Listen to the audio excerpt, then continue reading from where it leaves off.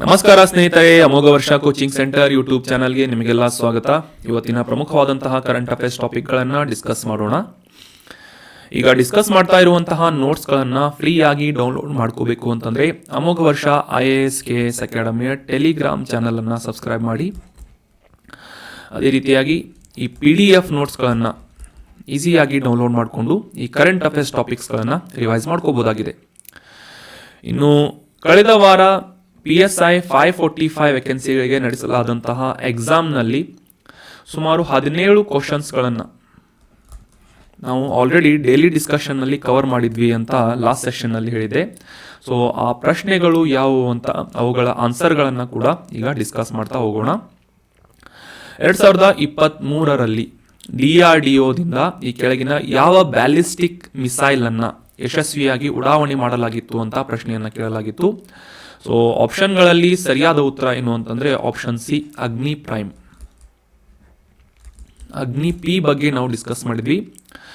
June 7ನೇ ತಾರೀಕಿನಂದು, ಈ 2023ರ June 7ನೇ ತಾರೀಕಿನಂದು ಈ ಅಗ್ನಿ ಪ್ರೈಮ್ ಅನ್ನುವ 3ನೇ ಹಂತದ ಒಂದು ಟೆಸ್ಟ್ ಫೈರ್ ಅನ್ನು ಮಾಡಲಾಗಿತ್ತು DRDO ಸಂಸ್ಥೆಯಿಂದ ಅಂತ ನಾವು ಡಿಸ್ಕಸ್ ಮಾಡಿದ್ವಿ. ಸೊ ಸರಿಯಾದ ಉತ್ತರ ಅಗ್ನಿ ಪ್ರೈಮ್ ಆಗಿತ್ತು. ಅದೇ ರೀತಿಯಾಗಿ ಮುಂದೆ ನಾವು ಕವರ್ ಮಾಡಿದಂತಹ ಪ್ರಶ್ನೆ ಯಾವುದು ಅಂತಂದರೆ 2023ನೇ ಸಾಲಿನಲ್ಲಿ G7 ಗ್ರೂಪ್ ಆಫ್ 7 ಸಮಿಟ್ ಅನ್ನು ಯಾವ ಸ್ಥಳದಲ್ಲಿ ಆಯೋಜನೆ ಮಾಡಲಾಗಿತ್ತು ಅಂತ ಪ್ರಶ್ನೆಯನ್ನು ಕೇಳಲಾಗಿತ್ತು. G7 ಬಗ್ಗೆ ಸಾಕಷ್ಟು ಬಾರಿ ನಾವು ಡಿಸ್ಕಸ್ ಮಾಡಿದ್ದೇವೆ. ಸೊ 2023ರ ಈ ಒಂದು ಸಾಲಿನ ಶೃಂಗಸಭೆಯನ್ನು ಹಿರೋಶಿಮಾ ನಗರದಲ್ಲಿ, ಜಪಾನಿನ ಹಿರೋಶಿಮಾ ನಗರದಲ್ಲಿ ಆಯೋಜನೆ ಮಾಡಲಾಗಿತ್ತು ಅಂತ ಕೂಡ ಡಿಸ್ಕಸ್ ಮಾಡಿದ್ವಿ. So option D is right answer. ನಂತರ ಮುಖ್ಯವಾಗಿ ಈ ಕ್ಲೈಮೇಟ್ ಚೇಂಜ್ಗೆ ಸಂಬಂಧಪಟ್ಟಂತೆ COP 28 ಕಾನ್ಫರೆನ್ಸ್ ಆಫ್ ಪಾರ್ಟಿ 28 ಇದರ ಶೃಂಗಸಭೆಯನ್ನು, ಸಮಿಟನ್ನು ಎಲ್ಲಿ ಆಯೋಜನೆ ಮಾಡಲಾಗಿತ್ತು ಅಂತ ಪ್ರಶ್ನೆಯನ್ನು ಕೇಳಲಾಗಿತ್ತು. ಆಪ್ಷನ್ಗಳಲ್ಲಿ ಸಿಂಗಾಪುರ್, ದುಬೈ, ನ್ಯೂಯಾರ್ಕ್ ಅಥವಾ ಪ್ಯಾರಿಸ್ ಅಂತ ನೀಡಲಾಗಿದ್ದು ಸರಿಯಾದ ಉತ್ತರ ದುಬೈ ಅಂತ ಸರಿಯಾದಂಥ ಆನ್ಸರ್ ಆಗಿದೆ. United nation framework for climate change, UNFCCC ಅಂತ ಕರೀತಾರೆ. United nation framework for convention on climate change ಅಂತ. ಈ ಒಂದು ಕಾರ್ಯಕ್ರಮದ ಅಡಿಯಲ್ಲಿ ಎಲ್ಲ ರಾಷ್ಟ್ರಗಳನ್ನು, ಮುಖ್ಯವಾಗಿ ಈ ಒಂದು ಕ್ಲೈಮೇಟ್ ಚೇಂಜ್ಗೆ ಸಂಬಂಧಪಟ್ಟಂತೆ, ಹವಾಮಾನ ಬದಲಾವಣೆಗೆ ಸಂಬಂಧಪಟ್ಟಂತೆ ಜಾಗೃತಿಯನ್ನು ಮೂಡಿಸುವಂತಹ ನಿಟ್ಟಿನಲ್ಲಿ ಮತ್ತು ಎಲ್ಲ ರಾಷ್ಟ್ರಗಳ ನಾಯಕರ ಒಂದು ಸಹಭಾಗಿತ್ವದಲ್ಲಿ ಉತ್ತಮವಾದಂತಹ ಕ್ರಮಗಳನ್ನು ಕೈಗೊಳ್ಳುವಂತೆ ಪ್ರೋತ್ಸಾಹಿಸುವಂತಹ ಒಂದು ಕಾರ್ಯಕ್ರಮ ಕಾನ್ಫರೆನ್ಸ್ ಆಫ್ ಪಾರ್ಟಿ ಅಂತ. ಇದರ 28ನೇ ಶೃಂಗಸಭೆಯನ್ನು ದುಬೈನಲ್ಲಿ ಆಯೋಜನೆ ಮಾಡಲಾಗಿತ್ತು ಅಂತ ನಾವು ಡಿಸ್ಕಸ್ ಮಾಡಿದ್ವಿ. So option B is right answer. ಮುಂದೆ ಈ ವಿಕ್ರಮ್ ಸಾರಾಭಾಯಿ ಅಂತರಿಕ್ಷ ಕೇಂದ್ರದಿಂದ, ಸ್ಪೇಸ್ ಸೆಂಟರ್ನಿಂದ ಕಡಿಮೆ ವೆಚ್ಚದಲ್ಲಿ ಒಂದು ಕಡೆಯಿಂದ ಮತ್ತೊಂದು ಕಡೆಗೆ ಕೊಂಡೊಯ್ಯಬಹುದಾದಂತಹ ತುರ್ತು ಚಿಕಿತ್ಸೆಯ ವೆಂಟಿಲೇಟರ್ ಅನ್ನು ತಯಾರಿಸಲಾಗಿದೆ. ಅದು ಯಾವುದು ಅಂತ ಪ್ರಶ್ನೆಯನ್ನು ಕೇಳಲಾಗಿತ್ತು. ಸೊ ಆಪ್ಷನ್ ಎ, ಪ್ರಾಣ ಅನ್ನುವ ಈ ಒಂದು ವೆಂಟಿಲೇಟರ್ ಅನ್ನು, ಪೋರ್ಟೇಬಲ್ ವೆಂಟಿಲೇಟರ್ ಅನ್ನು ವಿಕ್ರಮ್ ಸಾರಾಭಾಯಿ ಸ್ಪೇಸ್ ಸೆಂಟರ್ನಿಂದ ಡೆವಲಪ್ ಮಾಡಲಾಗಿತ್ತು. ಇದು ಕಂಪೇರಿಟಿವ್ಲಿ ಹಳೆಯದಾದಂತಹ ಒಂದು ನ್ಯೂಸ್ ಆಗಿತ್ತು. 2020ರ ಕೋವಿಡ್ ಸಂದರ್ಭದಲ್ಲಿ ಇದನ್ನು ಡೆವಲಪ್ ಮಾಡಲಾಗಿತ್ತು. ಸೊ ಇತ್ತೀಚೆಗೆ ನ್ಯೂಸ್ನಲ್ಲಿ ಯಾಕೆ ಇತ್ತು ಅಂತ ಗೊತ್ತಾಗಲಿಲ್ಲ. ಸೊ ಆದರೂ ಕೂಡ ಇದನ್ನು ಕೂಡ ನಾವು ಡಿಸ್ಕಸ್ ಮಾಡಿದ್ವಿ. ವಿಕ್ರಮ್ ಸಾರಾಭಾಯಿ ಅಂತರಿಕ್ಷ ಕೇಂದ್ರದಿಂದ ಈ ಕಡಿಮೆ ವೆಚ್ಚದಲ್ಲಿ ವೆಂಟಿಲೇಟರ್ ಅನ್ನು ಡೆವಲಪ್ ಮಾಡಲಾಗಿತ್ತು, ಪೋರ್ಟೇಬಲ್ ವೆಂಟಿಲೇಟರ್. ಅದರ ಹೆಸರು ಪ್ರಾಣ ಅಂತ ಸರಿಯಾದಂಥ ಆನ್ಸರ್ ಆಗಿದೆ. ಇದನ್ನು ಡಿಸ್ಕಸ್ ಮಾಡಿದ್ವಿ. ಮುಂದೆ ಈ ಒಂದು ರಿಪೋರ್ಟ್ ಬಗ್ಗೆ ಕೂಡ ಪ್ರಶ್ನೆಯನ್ನು ಕೇಳ್ತಾ ಇರ್ತಾರೆ ಅಂತ ಹೇಳ್ತಾ ಇರ್ತೀನಿ. ಸೊ ಅದೇ ರೀತಿಯಾಗಿ ವರ್ಲ್ಡ್ ಎಕನಾಮಿಕ್ ಔಟ್ಲುಕ್ ಅನ್ನುವ ಈ ಒಂದು ವರದಿಯನ್ನು ಯಾವ ಸಂಸ್ಥೆಯಿಂದ ಪ್ರಕಟಿಸಲಾಗುತ್ತೆ ಅಂತ ಪ್ರಶ್ನೆಯನ್ನು ಕೇಳಲಾಗಿತ್ತು. ಆಪ್ಷನ್ಗಳಲ್ಲಿ IMF ಅನ್ನುವುದು ಸರಿಯಾದಂಥ ಆನ್ಸರ್ ಆಗಿತ್ತು. ಇಂಟರ್ನ್ಯಾಷನಲ್ ಮಾನಿಟರಿ ಫಂಡ್ ಅನ್ನುವ ಈ ಒಂದು IMF ಸಂಸ್ಥೆಯಿಂದ ವರ್ಲ್ಡ್ ಎಕನಾಮಿಕ್ ಔಟ್ಲುಕ್ ಅನ್ನುವ ಈ ಒಂದು ರಿಪೋರ್ಟ್ ಅನ್ನು ಪಬ್ಲಿಷ್ ಮಾಡಲಾಗುತ್ತೆ ಅಂತ ನಾವು ಡಿಸ್ಕಸ್ ಮಾಡಿದ್ವಿ. So option A is right answer. ಮುಂದಿನ ಪ್ರಶ್ನೆ ಏನು ಅಂತ ನೋಡೋದಾದ್ರೆ, ಈ ಆರೋಗ್ಯದ ಹಕ್ಕು, ಮುಖ್ಯವಾಗಿ ತನ್ನ ರಾಜ್ಯದಲ್ಲಿ ಉಚಿತ ತುರ್ತು ಚಿಕಿತ್ಸೆಯನ್ನು ಒದಗಿಸುವಂತಹ ನಿಟ್ಟಿನಲ್ಲಿ ಸರ್ಕಾರಿ ಆಗಿರ್ಬೋದು ಅಥವಾ ಖಾಸಗಿ ಆಸ್ಪತ್ರೆಗಳಲ್ಲಿ ಆಗಿರ್ಬೋದು ಅವಕಾಶವನ್ನು ಒದಗಿಸಿ ಕೊಡುವಂತಹ ಆರೋಗ್ಯದ ಹಕ್ಕು, ರೈಟ್ ಟು ಹೆಲ್ತ್ ವಿಧೇಯಕವನ್ನು ಯಾವ ರಾಜ್ಯ ಅಂಗೀಕರಿಸಿದೆ ಇತ್ತೀಚೆಗೆ ಅಂತ ಪ್ರಶ್ನೆಯನ್ನು ಕೇಳಲಾಗಿತ್ತು. ಸೊ ಇದನ್ನು ಕೂಡ ಡಿಸ್ಕಸ್ ಮಾಡಿದ್ವಿ. ಆಪ್ಷನ್ ಎ ರಾಜಸ್ಥಾನ್ ಅನ್ನೋದು ಸರಿಯಾದಂಥ ಆನ್ಸರ್ ಆಗಿದೆ. ಮುಂದಿನ ಪ್ರಶ್ನೆ, ಈ ಕೆಳಗಿನವುಗಳಲ್ಲಿ ಯಾವುದು ತಪ್ಪಾಗಿ ಹೊಂದಿಕೆಯಾಗಿದೆ ಅಂತ ಹೊಂದಿಸಿ ಬರೆಯಿರಿಯನ್ನು ಆಪ್ಷನ್ಗಳನ್ನು ನೀಡಲಾಗಿತ್ತು.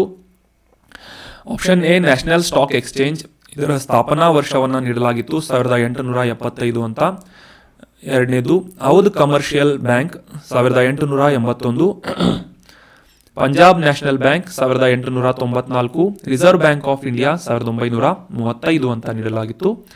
ಸೊ ಇದರಲ್ಲಿ ತಪ್ಪಾದಂತಹ ಒಂದು ಆನ್ಸರ್ ಯಾವುದು, ಆಪ್ಷನ್ ಯಾವುದು ಅಂತ ಗುರುತಿಸಬೇಕಾಗಿದ್ದರಿಂದ option A national stock exchange NSE ಅಂತ ನಾವು ಡಿಸ್ಕಸ್ ಮಾಡಿದ್ವಿ. 1875 ಇದರ ಸ್ಥಾಪನೆಯಾಗಿತ್ತು ಅಂತ ಸ್ಟೇಟ್ಮೆಂಟ್ ಅನ್ನು ನೀಡಲಾಗಿತ್ತು. ಸೊ ತಪ್ಪಾದಂತಹ ಸ್ಟೇಟ್ಮೆಂಟ್, ಯಾಕಂತಂದ್ರೆ 1875 ಇಸ್ವಿಯಲ್ಲಿ ಬಾಂಬೆ ಸ್ಟಾಕ್ ಎಕ್ಸ್ಚೇಂಜ್ BSE ಅಂತ ಏನು ಕರಿತೇವೆ, ಬಾಂಬೆ ಸ್ಟಾಕ್ ಎಕ್ಸ್ಚೇಂಜ್ ಅನ್ನ ಸ್ಥಾಪನೆ ಮಾಡಲಾಗಿತ್ತು. ಆದರೆ ಈ ನ್ಯಾಷನಲ್ ಸ್ಟಾಕ್ ಎಕ್ಸ್ಚೇಂಜ್ ಅನ್ನುವ ಈ ಒಂದು ಷೇರು ಮಾರುಕಟ್ಟೆಯನ್ನ 1992 ಸ್ಥಾಪನೆ ಮಾಡಲಾಗಿತ್ತು ಅನ್ನೋದು ಸರಿಯಾದಂಥ ಆನ್ಸರ್ ಆಗಿದೆ. ಸೊ ಈ BSE ಆಗಿರ್ಬೋದು ಅಥವಾ ನ್ಯಾಷನಲ್ ಸ್ಟಾಕ್ ಎಕ್ಸ್ಚೇಂಜ್ ಆಗಿರ್ಬೋದು, ಇವುಗಳನ್ನ ರೆಗ್ಯುಲೇಟ್ ಮಾಡುವಂತಹ ಸಂಸ್ಥೆ ಯಾವುದು ಅಂತ ಕೂಡ ನಾವು ಅಂಡರ್ಸ್ಟ್ಯಾಂಡ್ ಮಾಡ್ಕೊಂಡ್ವಿ. ಸೆಬಿ ಅಂತ, security and exchange board of ಇಂಡಿಯಾದಿಂದ ಈ ಬಾಂಬೆ ಸ್ಟಾಕ್ ಎಕ್ಸ್ಚೇಂಜ್ ಮತ್ತು ನ್ಯಾಷನಲ್ ಸ್ಟಾಕ್ ಎಕ್ಸ್ಚೇಂಜ್ಗಳನ್ನ ರೆಗ್ಯುಲೇಟ್ ಮಾಡಲಾಗುತ್ತದೆ. 1875 ಭಾರತದ ಅತ್ಯಂತ ಹಳೆಯ ಸ್ಟಾಕ್ ಎಕ್ಸ್ಚೇಂಜ್ ಯಾವುದು ಅಂತಂದ್ರೆ ಬಾಂಬೆ ಸ್ಟಾಕ್ ಎಕ್ಸ್ಚೇಂಜ್. ಈ ನ್ಯಾಷನಲ್ ಸ್ಟಾಕ್ ಎಕ್ಸ್ಚೇಂಜ್ ಬಗ್ಗೆ ಕೇಳಿದ್ರಿಂದ 1992 ಈಸ್ ರೈಟ್ ಆನ್ಸರ್ ಆಗಿತ್ತು. ಉಳಿದಂತೆ ಸೊ ಇವೆಲ್ಲ ನಿಮಗೆಲ್ಲ ಗೊತ್ತಿರ್ತವೆ. ಈ ಎರಡು ಆಪ್ಷನ್ ಗೊತ್ತಿಲ್ಲ ಅಂದ್ರೂ ಸಹ ಅಟ್ಲೀಸ್ಟ್ RBI ಬಗ್ಗೆ ನಿಮಗೆ ಗೊತ್ತಿರಬೇಕು. 1934 RBI ಆಕ್ಟ್ನ ಅಡಿಯಲ್ಲಿ, ಕಾಯ್ದೆಯ ಅಡಿಯಲ್ಲಿ 1935 ಏಪ್ರಿಲ್ 1ನೇ ತಾರೀಕಿನಂದು ಈ ರಿಸರ್ವ್ ಬ್ಯಾಂಕ್ ಆಫ್ ಇಂಡಿಯಾವನ್ನ ಸ್ಥಾಪನೆ ಮಾಡಲಾಗಿತ್ತು ಬ್ರಿಟಿಷ್ ರಾಜ್ ಸಂದರ್ಭದಲ್ಲಿ ಅಂತ ನಾವು ಸಾಕಷ್ಟು ಬಾರಿ ಡಿಸ್ಕಸ್ ಮಾಡಿರ್ತೇವೆ ಮತ್ತು ಇದರ ಬಗ್ಗೆ ಕೂಡ ತಿಳಿದುಕೊಳ್ಳುವಂತಹ ಅವಶ್ಯಕತೆ ಕೂಡ ಇರುತ್ತೆ. ಸೊ ಈ ಎರಡು ಆಪ್ಷನ್ಗಳಲ್ಲಿ ನೀವು ಕ್ಲಿಯರ್ ಆಗಿ ಈ ಒಂದು ಆನ್ಸರ್ ಅನ್ನ ಮಾಡಬಹುದಾಗಿತ್ತು. ಭಾರತದ ಅತ್ಯಂತ ಹಳೆಯ ಸ್ಟಾಕ್ ಎಕ್ಸ್ಚೇಂಜ್ ಯಾವುದು ಅಂತಂದ್ರೆ Bombay stock exchange 1875, national stock exchange ಅನ್ನ 1992 ಸ್ಥಾಪನೆ ಮಾಡಲಾಯಿತು. ಮುಂದೆ ಸಸ್ಟೈನೇಬಲ್ ಡೆವಲಪ್ಮೆಂಟ್ ಗೋಲ್ಸ್ SDG ಬಗ್ಗೆ ಕೂಡ ನಾವು ಸಾಕಷ್ಟು ಬಾರಿ ಡಿಸ್ಕಸ್ ಮಾಡಿದ್ದೇವೆ, ಸುಸ್ಥಿರ ಅಭಿವೃದ್ಧಿ ಗುರಿಗಳು ಅಂತ. ಸೊ ಈ ಎಲ್ಲ 17 ಸುಸ್ಥಿರ ಗುರಿಗಳನ್ನ ಕೂಡ ಬೈಹಾರ್ಟ್ ಮಾಡಿ ಅಂತ ಹೇಳಿದ್ದೆ. ಇದರ ಬಗ್ಗೆ ಡೀಟೇಲ್ ಆಗಿ ಸಾಕಷ್ಟು ಬಾರಿ ಡಿಸ್ಕಷನ್ ಅನ್ನ ಕೂಡ ಮಾಡಿದ್ದೇವೆ. ಸೊ ಅದೇ ರೀತಿಯಾಗಿ ಪ್ರಶ್ನೆಯನ್ನ ಕೇಳಲಾಗಿತ್ತು, ಕುಡಿಯುವ ನೀರು ಮತ್ತು ಶೌಚ ಈ ವ್ಯವಸ್ಥೆಯ ಬಗ್ಗೆ ಈ ಸಸ್ಟೈನೇಬಲ್ ಡೆವಲಪ್ಮೆಂಟ್ ಗೋಲ್ಸ್ಗಳಲ್ಲಿ ಯಾವ ಗುರಿಯನ್ನ ಹೊಂದಿದೆ, ಎಷ್ಟನೇ ಗುರಿಯನ್ನ ಹೊಂದಿದೆ ಅಂತ ಇದೆ. ಸೊ ಇದರ ಸರಿಯಾದ ಉತ್ತರ ಏನು ಅಂತಂದ್ರೆ ಆಪ್ಷನ್ ಡಿ. ಈ SDG ಅಥವಾ ಸಸ್ಟೈನೇಬಲ್ ಡೆವಲಪ್ಮೆಂಟ್ ಗೋಲ್ಸ್ ಈ ಗುರಿಗಳಲ್ಲಿ 6ನೇ ಗುರಿ ಯಾವುದು ಅಂತಂದ್ರೆ ಕುಡಿಯುವ ನೀರು ಮತ್ತು ನೈರ್ಮಲ್ಯ ಅಥವಾ ಶೌಚ ವ್ಯವಸ್ಥೆ ಅಂತ ಅನ್ನೋದು ಸರಿಯಾದಂತ ಆನ್ಸರ್ ಆಗಿತ್ತು. ಸೊ ಈ ಒಂದು ಇಮೇಜ್ ಅನ್ನ ಕ್ಲಿಯರ್ ಆಗಿ ನಾವು ಡಿಸ್ಕಸ್ ಮಾಡಿದ್ವಿ ಕಳೆದ ಬಾರಿ. ಇದರಲ್ಲಿ 6ನೇ ಗೋಲ್ ಏನು ಹೇಳುತ್ತೆ ಅಂತಂದ್ರೆ, ಗುರಿ ಏನು ಹೇಳುತ್ತೆ ಅಂತಂದ್ರೆ ಕ್ಲೀನ್ ವಾಟರ್ ಆ್ಯಂಡ್ ಸ್ಯಾನಿಟೈಸೇಷನ್, ಅಂದರೆ ಶುದ್ಧ ಕುಡಿಯುವ ನೀರು ಮತ್ತು ಶೌಚ ಅಥವಾ ಈ ಒಂದು ಸ್ವಾಸ್ಥ್ಯಕ್ಕೆ ಸಂಬಂಧಪಟ್ಟಂತಹ ಒಂದು ನೈರ್ಮಲ್ಯಕ್ಕೆ ಸಂಬಂಧಪಟ್ಟಂತಹ ಒಂದು ವಿಷಯವನ್ನ ಸಸ್ಟೈನೇಬಲ್ ಡೆವಲಪ್ಮೆಂಟ್ ಗೋಲ್ಸ್ಗಳಲ್ಲಿ SDG 6ನೇ ಗೋಲ್ ಅನ್ನಾಗಿ ಇನ್ಕ್ಲೂಡ್ ಮಾಡಲಾಗಿದೆ ಅಂತ ಅಂಡರ್ಸ್ಟ್ಯಾಂಡ್ ಮಾಡ್ಕೊಂಡಿದ್ವಿ. ಅದೇ ರೀತಿಯಾಗಿ ಮೊದಲನೇ ಗೋಲ್ ಏನು ಹೇಳುತ್ತೆ, ನೋ ಪಾವರ್ಟಿ, ಝೀರೋ ಹಂಗರ್, ಗುಡ್ ಹೆಲ್ತ್. 3ನೇದು ಕ್ವಾಲಿಟಿ ಎಜುಕೇಷನ್ ಅನ್ನ ನೀಡುವುದರ ಬಗ್ಗೆ 4ನೇ ಗುರಿ ಏನಿದೆ ಹೈಲೈಟ್ ಮಾಡುತ್ತೆ.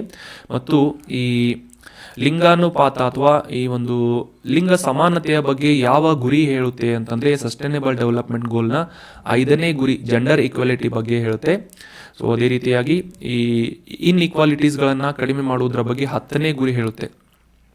ಅಂದರೆ ಒಂದು ಸಮಾನತೆಯನ್ನು ಕಾಪಾಡಿಕೊಳ್ಳುವಂತಹ ನಿಟ್ಟಿನಲ್ಲಿ ಜಗತ್ತು ಬೆಳವಣಿಗೆಯನ್ನು ಹೊಂದಬೇಕು ಅಂತ ಗುರಿಯನ್ನು ಯುನೈಟೆಡ್ ನೇಷನ್ನಿಂದ ಈ 2015ನೇ ಇಸವಿಯಲ್ಲಿ ಈ 17 ಗುರಿಗಳನ್ನು ರೂಪಿಸಲಾಗಿತ್ತು. ಇದರಲ್ಲಿ 16 ಗುರಿಗಳು ಇಂಪಾರ್ಟೆಂಟ್ ಆಗುತ್ತೆ. 17ನೇ ಗುರಿ ಏನು ಅಂತಂದ್ರೆ ಈ ಎಲ್ಲ 16 ಗುರಿಗಳನ್ನು ಸಾಧಿಸುವಂತಹ ನಿಟ್ಟಿನಲ್ಲಿ ಪರಸ್ಪರ ಸಹಯೋಗವನ್ನ ಎಲ್ಲ ರಾಷ್ಟ್ರಗಳು ಒಂದು ಭ್ರಾತೃತ್ವವನ್ನ ಹೊಂದಬೇಕು ಅಂತ ಈ 17ನೇ ಗುರಿ ಹೇಳುತ್ತೆ. ಸೊ ಒಟ್ಟು 16 ಗುರಿಗಳನ್ನು ನೆನ್ಪಿಟ್ಕೊಳ್ಳಿ, ವೆರಿ ಇಂಪಾರ್ಟೆಂಟ್. ಎಸ್ಸೆ ಆಗಿರ್ಬೋದು ಅಥವಾ ನಿಮ್ಮ ಆಬ್ಜೆಕ್ಟಿವ್ ಎಕ್ಸಾಮ್ಗಳಲ್ಲಾಗಿರ್ಬೋದು ಈ ಸಸ್ಟೈನೇಬಲ್ ಡೆವಲಪ್ಮೆಂಟ್ ಗೋಲ್ಸ್ಗಳ ಬಗ್ಗೆ ಮೆನ್ಷನ್ ಮಾಡೋದನ್ನು ಮರಿಬೇಡಿ. ಅದೇ ರೀತಿಯಾಗಿ ಇವುಗಳನ್ನು ರಿವೈಸ್ ಮಾಡ್ತಾ ಇರಿ ಅಂತ ಕೂಡ ನಾನು ಹೇಳಿದೆ. ಸೊ 6ನೇ ಗುರಿ ಏನು ಹೇಳುತ್ತೆ, ಕುಡಿಯುವ ನೀರು ಮತ್ತು ನೈರ್ಮಲ್ಯ ಅಥವಾ ಶೌಚ ವ್ಯವಸ್ಥೆಯ ಬಗ್ಗೆ ಹೇಳುತ್ತದೆ. ಮುಂದಿನ ಪ್ರಶ್ನೆ ಏನಾಗಿತ್ತು ಅಂತಂದರೆ, ಈ ಹೃದಯ್ ಅನ್ನುವ ಈ ಒಂದು ಶಾರ್ಟ್ ಫಾರ್ಮ್ ಅನ್ನು ವಿಸ್ತರಿಸಿ ಅಂತ ಹೇಳಲಾಗಿತ್ತು. ಆಗಲೇ ನಾವು ಈ ಒಂದು ಹೃದಯ್ ಬಗ್ಗೆ ಡಿಸ್ಕಸ್ ಮಾಡಿದ್ವಿ. ಕೇಂದ್ರ ಸರ್ಕಾರದಿಂದ ದೇಶದಾದ್ಯಂತ ಈ ಪ್ರವಾಸೋದ್ಯಮವನ್ನು ಅಭಿವೃದ್ಧಿಗೊಳಿಸುವಂತಹ ನಿಟ್ಟಿನಲ್ಲಿ ಪಾರಂಪರಿಕ ತಾಣಗಳನ್ನು ಹೊಂದಿರುವಂತಹ ನಗರಗಳನ್ನು ಅಭಿವೃದ್ಧಿಪಡಿಸುವಂತಹ ಒಂದು programme heritage city development and augmentation ಯೋಜನೆ ಅಂತ ಪ್ರಾರಂಭ ಮಾಡಲಾಗಿದೆ ಅಂತ ನಾವು ಡಿಸ್ಕಸ್ ಮಾಡಿದ್ವಿ. ಹೃದಯ್ ಅಂತ ಇದರ ಶಾರ್ಟ್ ಫಾರ್ಮ್ ಅನ್ನು ಕೂಡ ಡಿಸ್ಕಸ್ ಮಾಡಿದ್ವಿ. ಮತ್ತೊಮ್ಮೆ ರಿಪೀಟ್ ಮಾಡ್ತೀನಿ. ಹೃದಯ್ ಅಂತಂದರೆ heritage city development and augmentation ಯೋಜನೆ. ಹೆಸರಿನಲ್ಲೇ ಹೇಳ್ತಾ ಇರೋ ಹಾಗೆ ಹೆರಿಟೇಜ್ ಸಿಟಿ ಅಂತಂದರೆ ಪಾರಂಪರಿಕ ತಾಣಗಳನ್ನು ಹೊಂದಿದಂತಹ ನಗರಗಳನ್ನು ಅಭಿವೃದ್ಧಿಪಡಿಸುವಂತಹ ಒಂದು ಯೋಜನೆ ಹೃದಯ್ ಅನ್ನುವ ಯೋಜನೆ ಆಗಿದೆ ಅಂತ ಸರಿಯಾದಂತಹ ಆನ್ಸರ್ ಆಗಿದೆ. ಮುಂದಿನ ಪ್ರಶ್ನೆ ಏನಾಗಿತ್ತು ಅಂತಂದರೆ, 2021 ಈ ವಿಶ್ವಸಂಸ್ಥೆಯ ಅಭಿವೃದ್ಧಿ ಕಾರ್ಯಕ್ರಮ ಯುನೈಟೆಡ್ ನೇಷನ್ ಡೆವಲಪ್ಮೆಂಟ್ ಪ್ರೋಗ್ರಾಂನ ಮೂಲಕ ಪ್ರಕಟಿಸಲಾಗುವಂತಹ ಮಾನವ ಅಭಿವೃದ್ಧಿ ಸೂಚ್ಯಂಕ ಹ್ಯೂಮನ್ ಡೆವಲಪ್ಮೆಂಟ್ ಇಂಡೆಕ್ಸ್ ಈ ಒಂದು ಪಟ್ಟಿಯಲ್ಲಿ ಭಾರತದ ಸ್ಥಾನ ಏನಾಗಿತ್ತು ಅಂತ ಪ್ರಶ್ನೆಯನ್ನು ಕೇಳಲಾಗಿತ್ತು. ಸೊ ಆಪ್ಷನ್ಗಳಲ್ಲಿ 143, 114, 124 ಅಥವಾ 132 ಅಂತ ನೀಡಲಾಗಿದ್ದು, ಆಪ್ಷನ್ ಡಿ 132ನೇ ಸ್ಥಾನವನ್ನು ಭಾರತ ಈ ಹ್ಯೂಮನ್ ಡೆವಲಪ್ಮೆಂಟ್ ಇಂಡೆಕ್ಸ್ನಲ್ಲಿ ಪಡೆದುಕೊಂಡಿದೆ ಅನ್ನೋದು ಸರಿಯಾದಂಥ ಆನ್ಸರ್ ಆಗಿತ್ತು. 2023 ಈ ಒಂದು ರಿಪೋರ್ಟನ್ನು ಕೂಡ ನೋಡಿದ್ವಿ. 132ನೇ ಸ್ಥಾನ ಕರೆಕ್ಟ್ ಆದಂಥ ಆನ್ಸರ್ ಆಗಿದೆ. 2021 ಕೂಡ ಇದೇ ಒಂದು ಸ್ಥಾನವನ್ನು ಭಾರತ ಹೊಂದಿತ್ತು. ಮುಂದಿನ ಪ್ರಶ್ನೆ ಏನು ಅಂತಂದರೆ, ಇತ್ತೀಚೆಗೆ ಡಿಸೆಂಬರ್ 1ನೇ ತಾರೀಕಿನಂದು ನಾವು ಡಿಸ್ಕಸ್ ಮಾಡಿದ್ವಿ ಏಡ್ಸ್ ದಿನಾಚರಣೆಯ ಬಗ್ಗೆ.